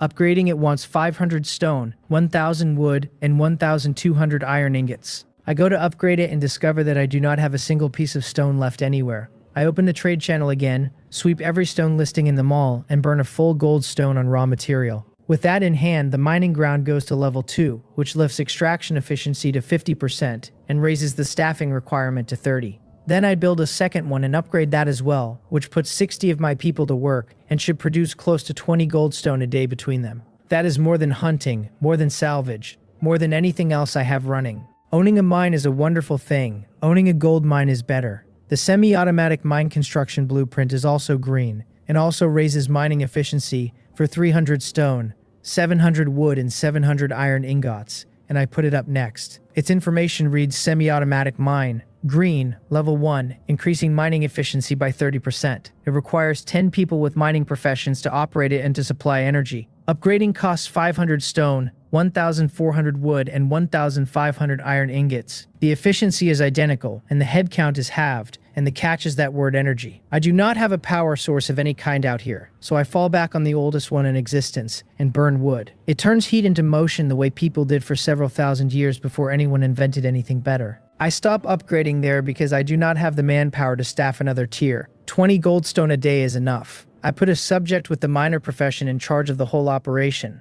walk back through, and leave the angel realm behind me. At the Mansong shop, I buy 2 troop nests, purely so I can hand them over for the blue psionic mining ground blueprint. I do it now rather than later, because listings like that do not sit around at that price. Then I stay in the shop and start running the spread, buying valuable construction blueprints off the trade channel and reselling them to the Mansong shop for the difference. Somewhere in the middle of my fourth flip, I realize I have become a reseller. I am not proud of it. The money is outstanding. The process shakes loose some genuinely useful things along the way. I come out of it with a seed for a heavenly material and earthly treasure. White quality, but still a seed. I also keep a handful of construction blueprints that are too good to flip. Then a listing goes by that stops me flat, because it is 2 green water tower construction blueprints for 8,000 white stone. Between that and the mining ground blueprints already in my pocket, one of the 4 building conditions for my next territory upgrade is suddenly solved. I asked Jia Hangun what a green water tower costs in the shop, and she tells me 4,000 white stone each, which is exactly the same price. So I buy both water tower blueprints from the Mansong shop instead, because at identical cost I would rather the money go through my own spending total, and push my shop level up. By the time I walk out of there, my goldstone is back up to 62. The War God materials cost 138, which means I am halfway there, and at the mine's current output I close the gap in 3 more days. Outside the city, my eye catches on the wall, and once it does, I cannot stop looking at it. 500 meters on a side, 2 meters high, 1 meter thick. A man with a ladder and mild determination could ruin my week. The information reads, Abyss Holy Wall, purple quality, level 1, providing defense and blocking enemy invasion, and upgrading for 24,000. I am short by 22,000. Stone on the trade channel runs about 5 white stones apiece, with the occasional cheap listing at 1 or 2, and it almost never goes above 5. Even if every piece came in at 3, filling that gap means spending something like 66,000 white stone on rocks. I buy it anyway because there is no version of security that does not start with a wall tall enough to stand behind. It takes until noon to gather the whole amount, and it costs more than my estimate, 7 gold stone by the time the last shipment lands. Then I spend the stone and take the wall to level 2. The change is not subtle. The side length doubles to 1,000 meters. The height goes from 2 to 3, and the thickness goes from 1 meter to 2. 2 people can finally walk the top of it side by side without one of them praying. Then I check the information again and find the next upgrade listed at 260,000 stone. 260,000. Buying that much stone would cost somewhere near 1 million white stone, and I close the panel and put the whole idea in a drawer for a long time. The water tower construction blueprint is green, makes water more convenient for my residents, and wants 50 wood, 100 iron ingots, and 500 stone. More stone. This day is decided to be about stone, and it will not be talked out of it. Irritated, I spend another gold stone on just under 3,000 pieces, then put a water tower up on the east side of the territory, and another on the west. Each one stands 20 meters tall. The information reads, Water Tower, green, level 1, supplying water conveniently for up to 1,000 people, and upgrading for 100 wood, 200 iron ingots, and 1,000 stone. I decide not to upgrade them, and for once it is not a money problem, since I have a little over 2,000 stone left in hand. It is that I have noticed something much worse. A water tower distributes water, which requires that there be water inside the water tower, and there is not one drop in either of mine. Unless I plan to have people haul water up into the tower so that other people can take it back out, which is not a water system so much as an elaborate insult. Then I remember I have territory technology. I open the technology list and find territory water usage sitting there already lit, because I burned a technology orb on it a while back and promptly forgot. Underneath it is a build option, and the build option informs me that level 1 territory water usage technology can handle water for 100 people at a construction cost of 50 purple stones. 50 purple stones per 100 people. I have over 2,400 people. That is at least 2,200 purple stones, which is 120 gold stone to give my town running water. The towers can be scenery for now. It is not that your lord does not want you living better, my friends. It is that your lord is broke. The rest of the day goes into the trees. I take troops out and keep cutting the forest back from the walls, and Windsor and the others come in off the water partway through, leaving only troops to guard the ship. Strange beasts break out of the tree line now and then while we work, and every time one does, I think about the Clearwind Wolf incident and wonder whether it is starting again. It does not. By evening, nothing larger than a nuisance has come out of that forest. I hand the field to Tiger Mountain with instructions to hold the line overnight and to assume a beast tide is coming, even though one probably is not. Mori has dinner going by the time we get back. We take an empty room and turn it into a proper dining room while she works. From tonight onward, everyone in this house eats in the same place at the same table, which is a small thing that does more for a household than most large things do. After we eat, I put Dark Moon, Huawa, and Tiger Mountain on the night watch in rotating shifts. Then I go up to my room for the day's 100 transformations. I start by feeding 2 purple weapons into it and pulling 2 gold quality pieces out, which are going to the Mansong shop tomorrow to be turned into money. Then I take out the green item I picked up off a strange beast during the afternoon's work, a map made from something I cannot identify. Silver, white, and cool to the touch. I am choosing this one on a hunch. My troops are too few and too weak to scout that forest at any useful speed, and I badly want to know what is living in it. The item reads Life Trace, green quality, showing the life traces within a 500-meter radius when used. I run it as a same-tag transformation, and the purple light comes back with 2 full quality promotions in 1 pull. Refined Life Trace, purple quality, showing the life traces of every race within a 100-kilometer radius. Sometimes this talent looks at me and decides to be generous. I use it immediately, and the blank map fills with points of light in a dozen colors, many of them drifting slowly, others gathered in tight knots that only move inside a small area. It takes a little study to read it properly. 1 point is 1 individual, a cluster is a settlement, and the colors sort by race, with white for humans, black for the beast races, and a uniform red for strange beasts. Inside 100 kilometers there are 7 gathering places. 4 sit west of my territory, 3 human and 1 beast race. 2 sit east, 1 of each. The 7th is past the northern mountains, and it burns yellow, which the map identifies as Goblin. Goblins mean the underground world, and the underground world means there may be a passage running from their world up to the surface somewhere on the far side of those mountains. I do not chase it tonight. Then I take out the Myriad Map Treasure Pearl and copy the entire map into it. Every cluster, every color, every position. The life trace only lasts a day, and there is no possible way I clear 7 settlements before it expires. Settlements do not wander. As long as I have their locations recorded, I can work through them one at a time on my own schedule. Every one of them is population, which means every one of them is a territory level. What the map really tells me is that this island has far more thinking creatures on it than I assumed. Some of them are probably like the White Cat clan, washed up here by accident and making the best of it.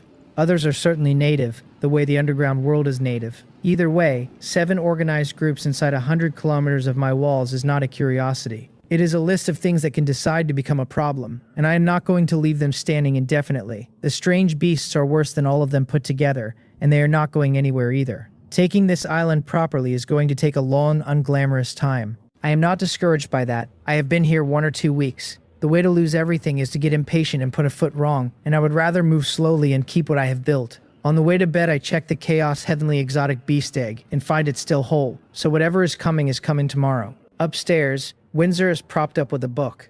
I lie down beside her, get an eye roll for my trouble, and open the chat channel. Something about the moment catches me sideways, because a month ago I was lying next to her exactly like this, except we were folded into a cabin barely wide enough to turn around in. Time has moved faster than I noticed. The channel is loud tonight, and all of it is the same feeling in different handwriting. People are envious and want territories of their own, and people are gloating about the islands they have found. One of them is loudly grateful that he bought Big Shot Ha's one-way map, since without it he would have sailed past his island and might not have seen another for weeks. Somebody warns the celebrants that an island could easily be more dangerous than the open sea, and gets told he is only jealous, and the next voice up agrees and says danger is everywhere anyway. One man promises to scout ahead and write everyone an experience manual, which earns him praise until somebody points out that no 2 islands are alike and his manual is worth nothing. Near the end, one of them asks whether it is possible for several lords to end up on the same island, and the reply is that no coincidence is that large. Reading it, I can see the shape of the next few days.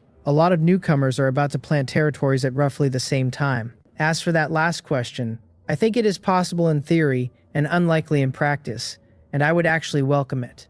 In the early stage, when every lord is weak, a handful of them sharing one island and covering each other is a good outcome for everybody involved. In the later stage, once the island is mostly tamed, those same neighbors become the reason the fighting starts, which raises a thought I do not enjoy. Is there any chance a newcomer plants a territory on my island? Worse, is there any chance one is already here, since plenty of lords have established territories by now and nothing stops one of them from picking my coastline?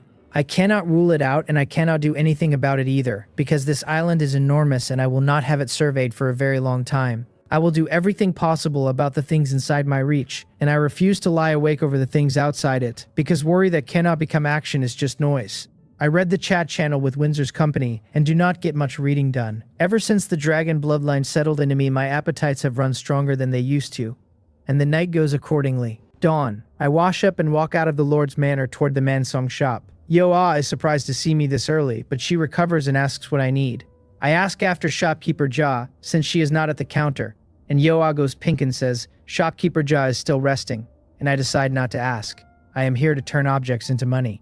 I put the 2 gold quality pieces from yesterday's 100 transformations on the counter, a staff and a pair of hand claws, and ask her to price them. The one thing I am not selling is the spear I took off Hyun Bing. It came out of that fight already gold quality, so it is worth keeping as a backup weapon or as transformation feed once my talent goes up a tier. Yo-Ah picks up the 2 pieces, checks them, and her mouth opens slightly as her eyes go round. She looks at me like she is waiting for the joke, then asks whether I am sure I want to sell them. I tell her I am completely sure. Nobody in my household is using either of them, and an unused weapon is just an expensive shelf ornament. She still looks confused, but she stops arguing and gives me a quote. Each piece runs somewhere between 37 and 40 gold stone, and she will pay the top of the range on both. 80 gold stone total. I tell her that seems cheap, because a purple quality troop nest goes for over 50 on its own, and the comparison genuinely surprises me. She explains that both pieces only raise strength by 40% and neither has an embedded skill, which caps what the market will pay. When I ask whether skills are what moves the price, she confirms it directly.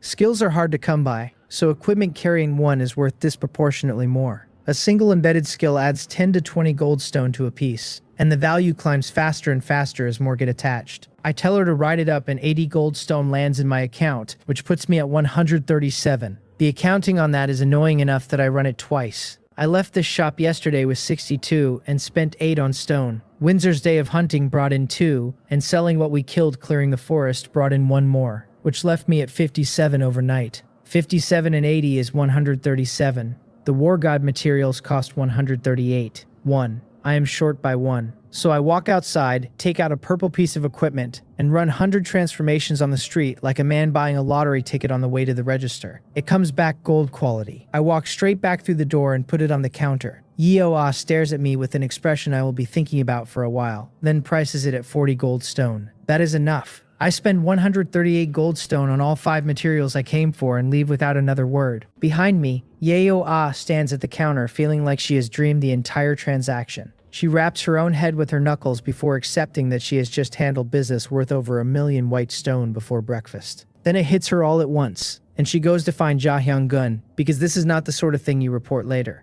I have no idea any of that is happening. I am already back in my room, with 5 items laid out in front of me. A divine essence fruit, a lifeblood flower, meridian grass, soul nourishing fluid, and a jade muscle vine. The soul nourishing fluid costs 33 gold stone and the divine essence fruit 30, with the other 3 at 25 each, which is a house's worth of money about to be eaten in one sitting. I drink the soul nourishing fluid first, then work through the divine essence fruit, the lifeblood flower, and the meridian grass. Nothing happens, not a flicker, so I turn to the jade muscle vine, which is translucent white like warm jade, 20 centimeters long and about as thick as a finger. I look at it for a while, wondering whether anyone has ever confirmed that this is meant to be swallowed raw. Then I eat it anyway. It tastes surprisingly good, something close to cantaloupe without the sweetness. That is when my body finally answers. First comes heat, a low warmth spreading out from the middle of me. Then my blood picks up speed until I can feel it moving. A translucent white light begins sliding across the surface of my skin in slow currents, and at the same time my head clears out, thoughts arriving faster and cleaner than they have any right to. It holds like that long enough that I start to enjoy it. Then the pain arrives, and it feels like every meridian in my body is being wrung out like a wet cloth, and I come genuinely close to blacking out. It does not last long. When it ends, my clothes are soaked through with sweat, and I move a little, testing the machinery, and pull up my panel and grin at it like an idiot. I trigger the War God talent and read the whole thing properly. My name sits at the top with that long identification string I have never once bothered to memorize. Level 10, at 789 experience, out of 1,400. Rank, Sergeant rank, currently in the War God Layer 1 state. Strength 93, showing as 186 with 37 more from gear. Agility 91, showing as 182 with 9.1 and 27.3 added on top. Defense 94, showing as 188 with 5 and 28.2 stacked over it. Wisdom 92, showing as 184. Mana 920, showing as 1,840. The rest of it reads the way I left it. Profession, Hero and Ice Element Messenger. Skills, Spirit Eye Water Arrow Technique in green. Shield in green.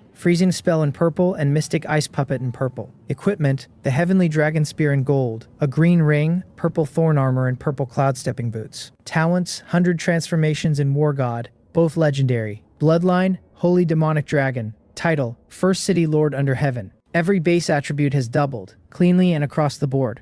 What does not double is anything equipment gives me, since the multiplier only touches the base numbers, and I can live with that very easily.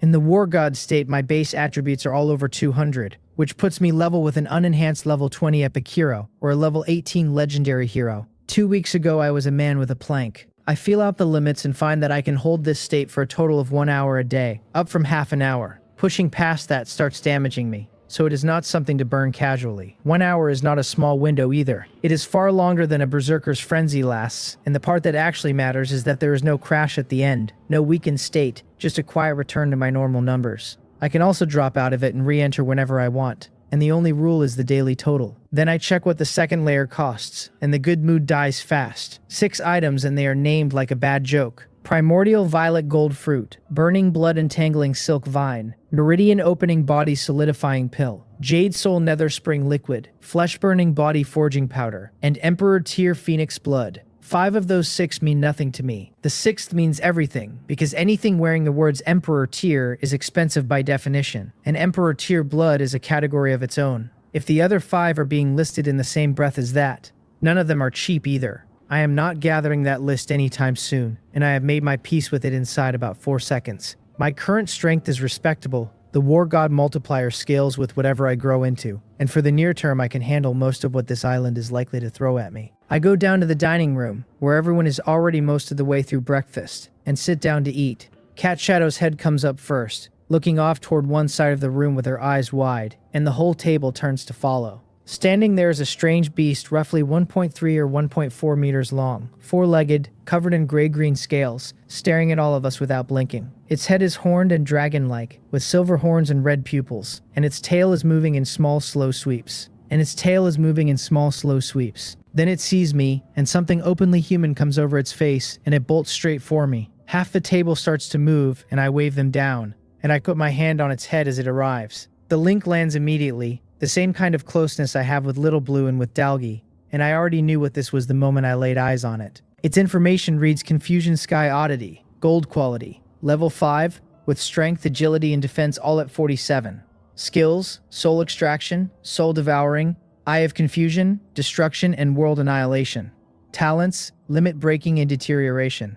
Race, Strange Beast. The level is low and the skill list is not. 5 skills on a newborn is absurd, and every one of them appears to attack the soul rather than the body. The talents are the real headline though, because 2 talents on one creature is something I have seen exactly once before, and that was Philotia. Having a talent slot does not mean you get to fill it. A tiny number of beings awaken talents on their own, and everyone else needs a talent ball. And talent balls are not lying around anywhere, least of all the good ones. That is the whole reason Ellie, an epic king rank hero at the top of her class, has no talent at all. 2 talents on a soldier rank creature breaks the rules outright, since soldier rank comes with 1 slot. I am the other exception I know of, and I have never been sure that is a compliment. I talk to it and get the answer directly, and the answer is the first talent. Limit breaking is passive, and what it does is occasionally step outside the rules entirely to take strength that the rules do not allocate. That is not a strong talent, that is a broken one, because it means this creature's ceiling is not a number but a direction. The second talent, Deterioration, works something like my War God, boosting overall attributes,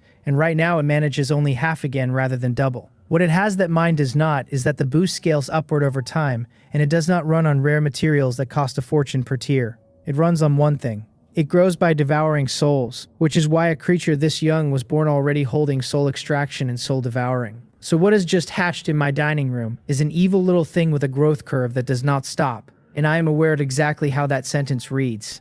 If this beast had hatched anywhere else, with nobody holding its leash, it would eventually have become a continent-scale disaster for the Lord Continent. It hatched here. The disaster belongs to me, and I am delighted about it. The others are still staring, so I introduce it properly. Mori wants to touch it more than anyone, which is fair. She is the one who fed that egg a nurturing pearl a day while I was off fighting a war, and now that it is out, she wants her turn. I am not going to stop her, and it turns out I would not have needed to. It stands perfectly still under her hand, and clearly likes her better than it likes most of the room, which I put down to all those days of contact through the shell. I shorten it to Heavenly Oddity, and that is what sticks. Then I let everyone play with it for a while before I start laying out the day's work. The day's main work is still clearing the forest around the walls. It is also making sure a monster swarm does not catch anyone with their pants down. I have no intention of spending the whole day on defense though. There is a gathering place east of us that I learned about yesterday, and I plan to take soldiers out and sweep it. That is the fastest way I know to turn somebody else's population into mine. The underground world can wait, because I am not going to poke that particular giant while it is awake. There is no shame in eating the soft fruit first. So I lay the day out at the table and tell them I am taking 100 soldiers along with Tiger Mountain and Cat Shadow. Both of those choices are selfish, which is how most of my choices get made. Tiger Mountain needs no explaining, since she holds a line and can run soldiers while she does it. Cat Shadow comes for her whispering talent. Moving a column through deep forest without her means walking into things, and my whole point today is to besiege and wipe out a camp. I did not come out here to spend daylight killing demonic beasts. Huawa is not on the list and she is not thrilled about it, but she keeps it to a sour look and says nothing. She understands better than anyone what happens if the territory is left thin. Then I turn to Philodia and tell her to collect the resource fishing rod from Windsor. After that, she takes 50 soldiers out to the tower ship and leaves a detachment guarding the captured one, then goes hunting at sea once the resource fishing is done. She nods to say she has it. I add that she should watch herself because her strength right now is low, and I do not want her taking risks. She answers that she understands, and she addresses me as Lord in a voice as flat as a table. That last word stops me for a second. There is a slave mark between us, so her allegiance is not in question, but this is the first time she has called me anything at all. Whatever is going on behind that calm face, she is keeping it there, and I decide I do not need to know. What I do check is her sheet, and she has already climbed to level 4. Philotia reads as normal quality at level 4, sergeant rank. Her strength, agility, defense, and wisdom all sit at 8, with mana at 80, and her profession is hero and holy arbiter. Her skills are a wall of them. She carries holy light sword, angel shield, holy slash, holy healing, light of holy judgment, and archangel guardian art. She also carries annihilation, absolute sanction, commandment domination, angelic pantheon, and holy light soul incineration art. She has no equipment at all. Her talents are burning essence, holy body, and martyrdom detonation, and her race is angel race. Nobody with that skill list is normal quality by nature, and I know it, because Philotia and I have talked. She stood above gold quality and above emperor tier, and when I asked what that actually meant, she gave me almost nothing back. So I let it go, since it is not information I can spend today. What did the damage was the burning essence talent, used over and over in the fight against the world-destroying beast. That is why an emperor tier power now has attributes of 8. She has also told me not to waste items on lifting her aptitude. She wants to climb back to what she was, under her own power, and then past it. The reason she can say that out loud is the holy body talent, which is frankly obscene. The moment her quality improves, every one of her basic attributes doubles. Say she sits at 10 across the board at level 6. To break through, she has to push those base numbers up to 20 with outside help, which is only what an excellent hero has at level 6 anyway. The instant that breakthrough lands, level 6 excellent Philotia is standing there with 40 in every attribute. That is epic quality numbers on an excellent quality sheet. The catch is that getting her there burns a mountain of resources, and the mountain grows every time. Resources I am not worried about. I know Yo Kyung now, and somebody who deals in the rare treasures of heaven and earth is exactly who you want on call when your angel needs feeding. That is also why the hero quality improvement card is still sitting in my inventory instead of in her. Ellie does not need it right now, and with her loyalty where it is, she will not argue about me spending it elsewhere first. Last, I look at Hacheongdae and tell her to go down to the building zone. I put up 2 wells of life yesterday, and somebody has to find out what the water actually does. I also want her at the Mansong shop asking what life well water sells for. Her eyes light up at the words well of life, and she says she will go and check right away. I tell her that if the stuff turns out to be useful to her, she is the one who looks after it from now on. She agrees about 3 times faster than necessary, and then I tell everyone to move. The Lord's Manor empties out. Tiger Mountain, Cat Shadow, and I pick 105 soldiers and head east. As we leave, there is one more person tagging along who was not invited, which is Mayo Ryong.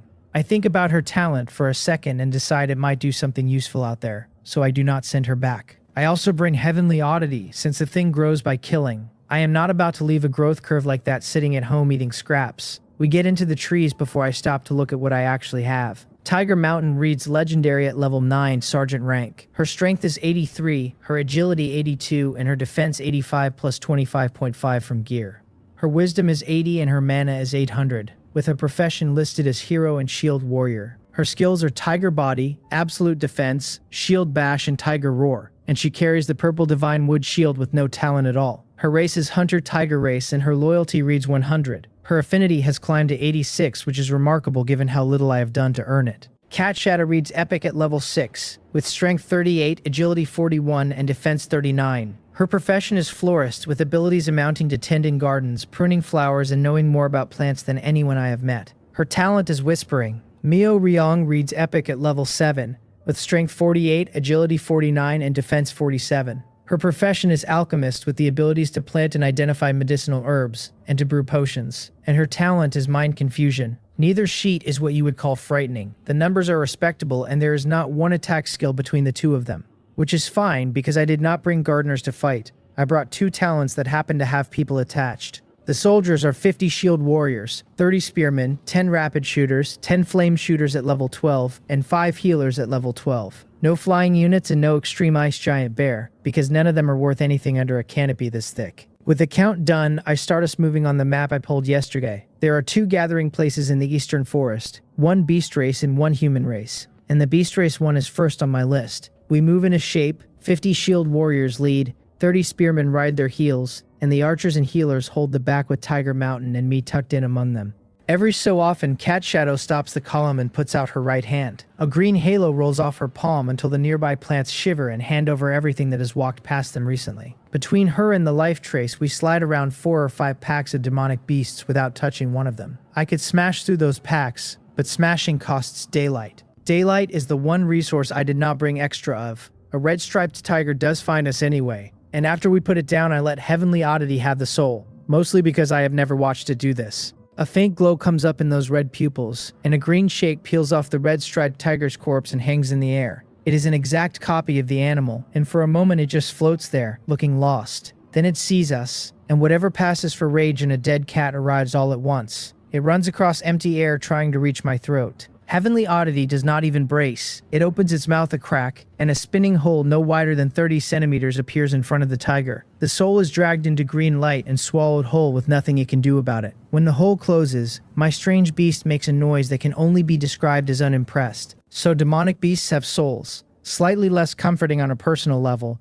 but I will file that thought somewhere dark. The color seems to track quality, since this red-striped tiger was a green quality beast and its soul came out green. I go over to the corpse and find it looks like something left in the sun for a week, completely wrung out. When I try to sell it, the system refuses and tells me the corpse has no value.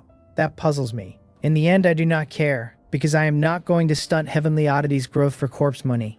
Money I can get 11 other ways. For the rest of the walk, I keep dodging packs where I can and killing them fast where I cannot. Mostly the troops in Tiger Mountain handle it, and I only step out when something higher level shows up. Every corpse goes unsold, and every soul goes down the same hole. Near noon, we reach the edge of it. The life trace tells me the beast race gathering place holds somewhere between 1 and 200, which is nothing. I part the troops in the trees and go in alone and quiet. Upstream of a creek, there is a camp ringed by heavy timber, with a wooden wall about 3 meters high. I find the entrance and settle in to wait, and before long somebody comes out of it. Werewolves. This one stands about 1.8 meters and is built like a door. Unlike the White Cat clan, there is nothing halfway about him, a wolf's head over a wolf's frame all the way down. His sheet says Wolf Path, Normal Quality, Level 6, Strength 11, Agility 9, Defense 10. His profession is Butcher with the abilities to slaughter prey and dismantle corpses. No talent at all, and the Azure Wolf clan for a race. I take his shape, fly at him,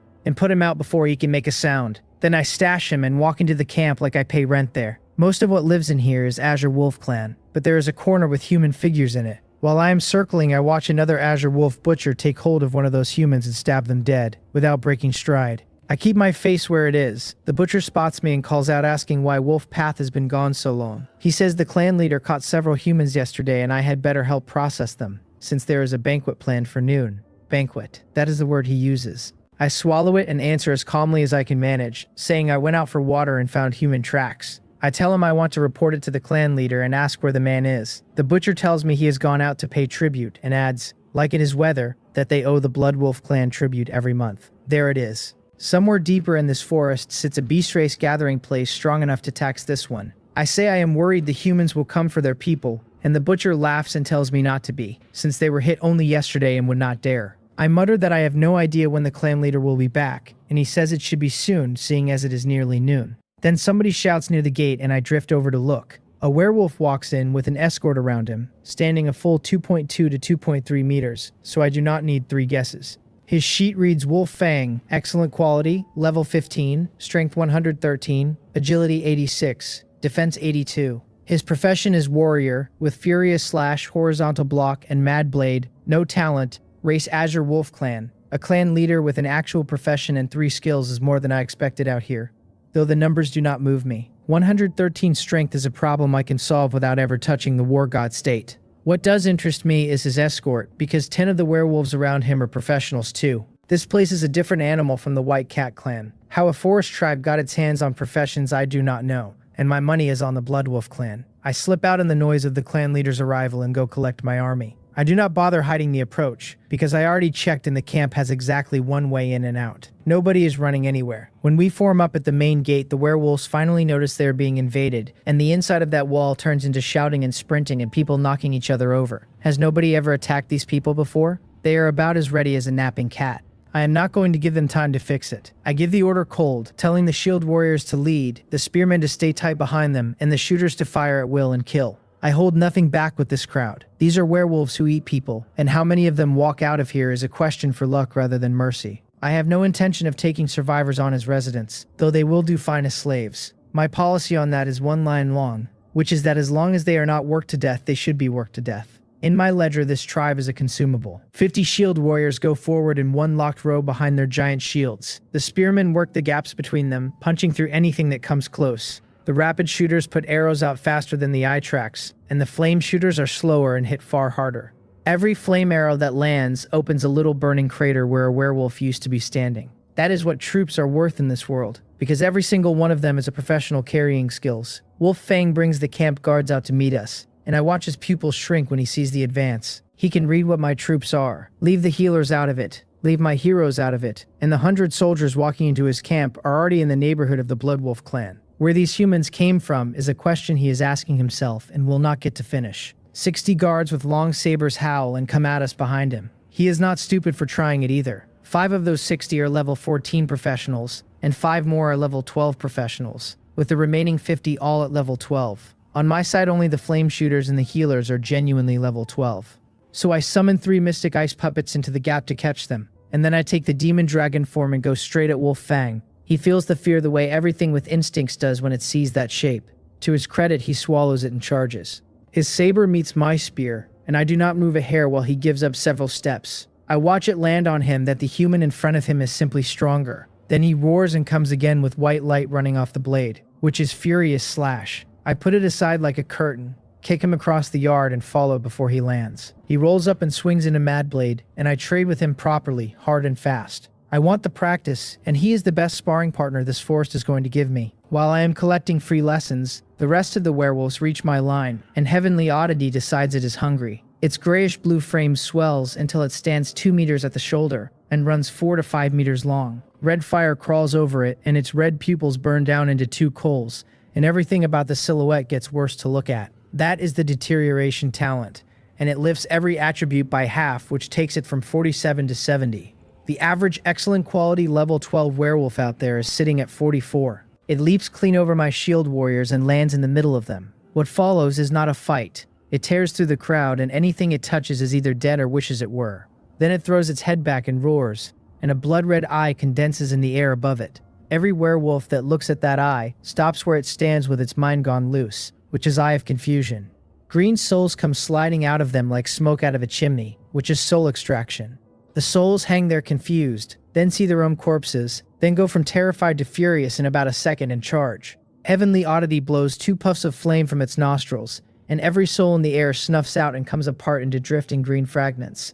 That is annihilation, and the spinning hole opens and swallows all of it. More than a dozen souls in one bite, and my strange beast starts looking around the yard for seconds. The werewolves have figured out what is standing in their camp by then, and even the professionals will not go near it. They back off, which does not help, because Heavenly Oddity is not finished eating and simply follows them. Every so often, another one loses its soul mid-stride. Meanwhile, the flame shooters keep working from behind the shield line, dropping fire onto the professional werewolves the mystic ice puppets have tied up. Tiger Mountain finally cannot stand watching and throws herself in. Mayo, Ryong, and Cat Shadow watch it from the back and find it strange in a way the forest never was. They have swept demonic beasts with my troops before, and this is the first time either of them has seen a thinking race on the receiving end. Neither of them flinches away from it. They grew up knowing exactly how this world runs, that the weak are food and only the ones who fit survive. Their own tribe lived in the same forest, which means on some other timeline these werewolves eat them instead. I told them these wolves eat people and their lord is a human, and that is all the arithmetic they need. I have squeezed everything worth having out of Wolffang by now, so I stopped playing. Fighting Demon Dragon comes up and my spearwork changes gear. He feels the change instantly, his face falling apart while he throws everything he owns at holding me. He shouts that if I kill him, the Blood Wolf clan will never let it go. I do not answer him and I hit harder. Then his saber drifts a hand's width out of line, and I put the spear through his throat. He grabs the shaft with both hands, eyes wide, and stares at me while it happens. I pull the spear back out and go find the guards. With me in it, the fight stops being a fight at all. Afterward, we spend a while tying up everything still standing, and the ones too badly hurt to work get finished quickly. That is the only mercy on the menu today. I eat something simple and then have the human captives brought over, a dozen or so of them, and I pick out the one the others defer to. They are exactly who I hoped they were. These are people from the human settlement, which is the second name on my list, and the leader of that settlement is a hero. Nice surprises have been thin lately. I do not linger. Everyone moves. My soldiers and the roped werewolves both, straight toward the human camp. Arriving with a dozen rescued locals is the cheapest introduction I am ever going to get. And if I play it right, I take that settlement without spending a soldier. 2 hours later, we come up on it, built along a river the way every camp is. Since water is the problem, nobody gets to skip. They spot us the moment we clear the tree line, and the sight of werewolves in the column puts everyone on that wall on edge. One man climbs straight down to go fetch the leader. I keep my people still and do nothing clever, because a misread here cost me the whole plan. Instead, I send one of the rescued captives across the river alone to explain where we came from. Not the true version, obviously. The version he carries is that I want to get acquainted for future trade. Wang Sa crosses the water and starts shouting that it is him. Wang Sa, and please do not shoot. Up on the wall, nobody can make out the voice or the face at that distance, so the alarm holds. It turns confused rather than hostile, because sending a lone human forward is not how an attack begins. Then he gets close enough, and a young man on the wall grabs the burly fellow beside him and says it is Wang Sa.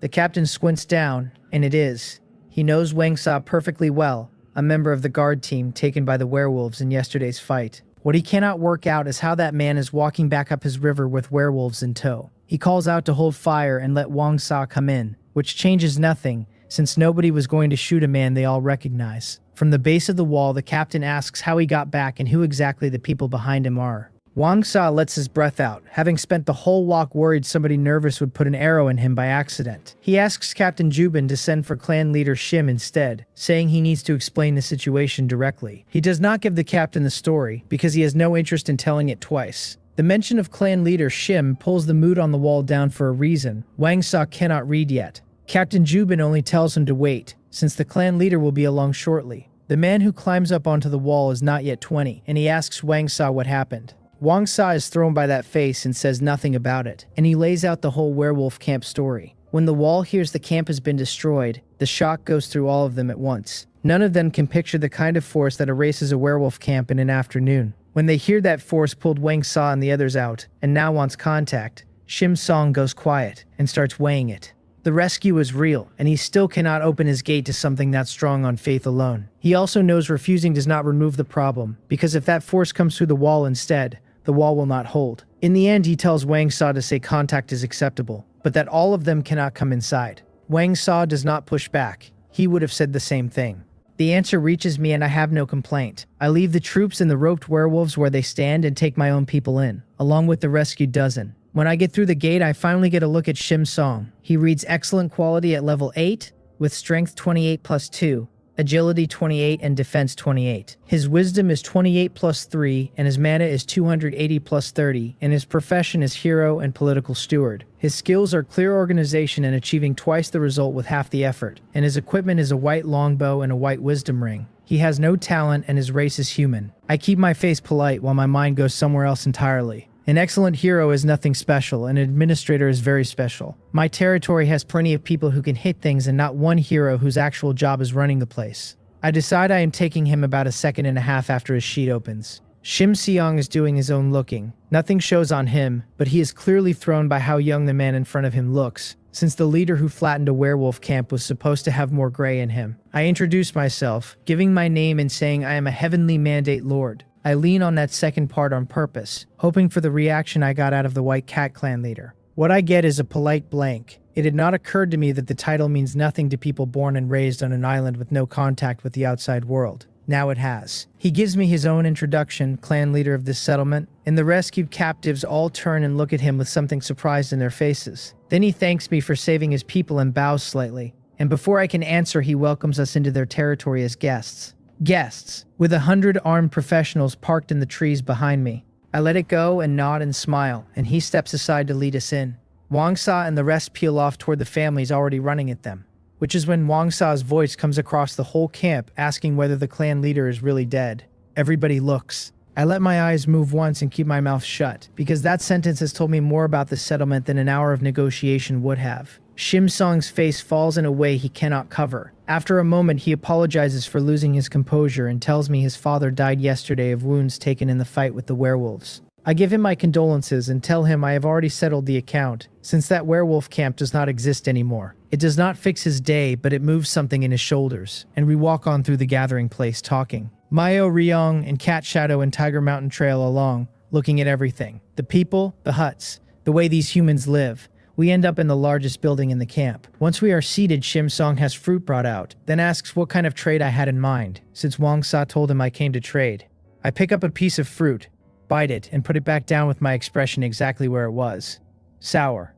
Genuinely, aggressively sour. I do not dress it up. I tell him I did not come here to trade at all, and that I came to ask everyone in his gathering place to join my territory. His face changes and closes like a door. He knew I wanted something, and what he had budgeted for was compensation for pulling Wang Sa and the others out of a stew pot. The whole settlement was not on his list. Then he does the arithmetic on his own face, because of course a lord who can erase a werewolf camp is not going to be a soft touch. He tries the diplomatic version, saying his camp has been here a long time, and they are used to living where they live. If my people had been weaker, he would have given a very different answer, and both of us know it. I smile and tell him I am thinking of his interests. That gets a laugh out of him, the ugly kind, because from where he sits I am annexing his home and calling it a favor. I let him have that and keep going, asking whether he really believes his camp has no threats left now that the werewolves are gone. His face shifts, because that is precisely what he was thinking. So I tell him he is wrong, and that even taking me out of the equation, he does not have much time left. He asks what I mean, with his jaw set. I tell him about the Bloodwolf clan sitting behind the werewolf camp, and about the tribute those werewolves paid every month.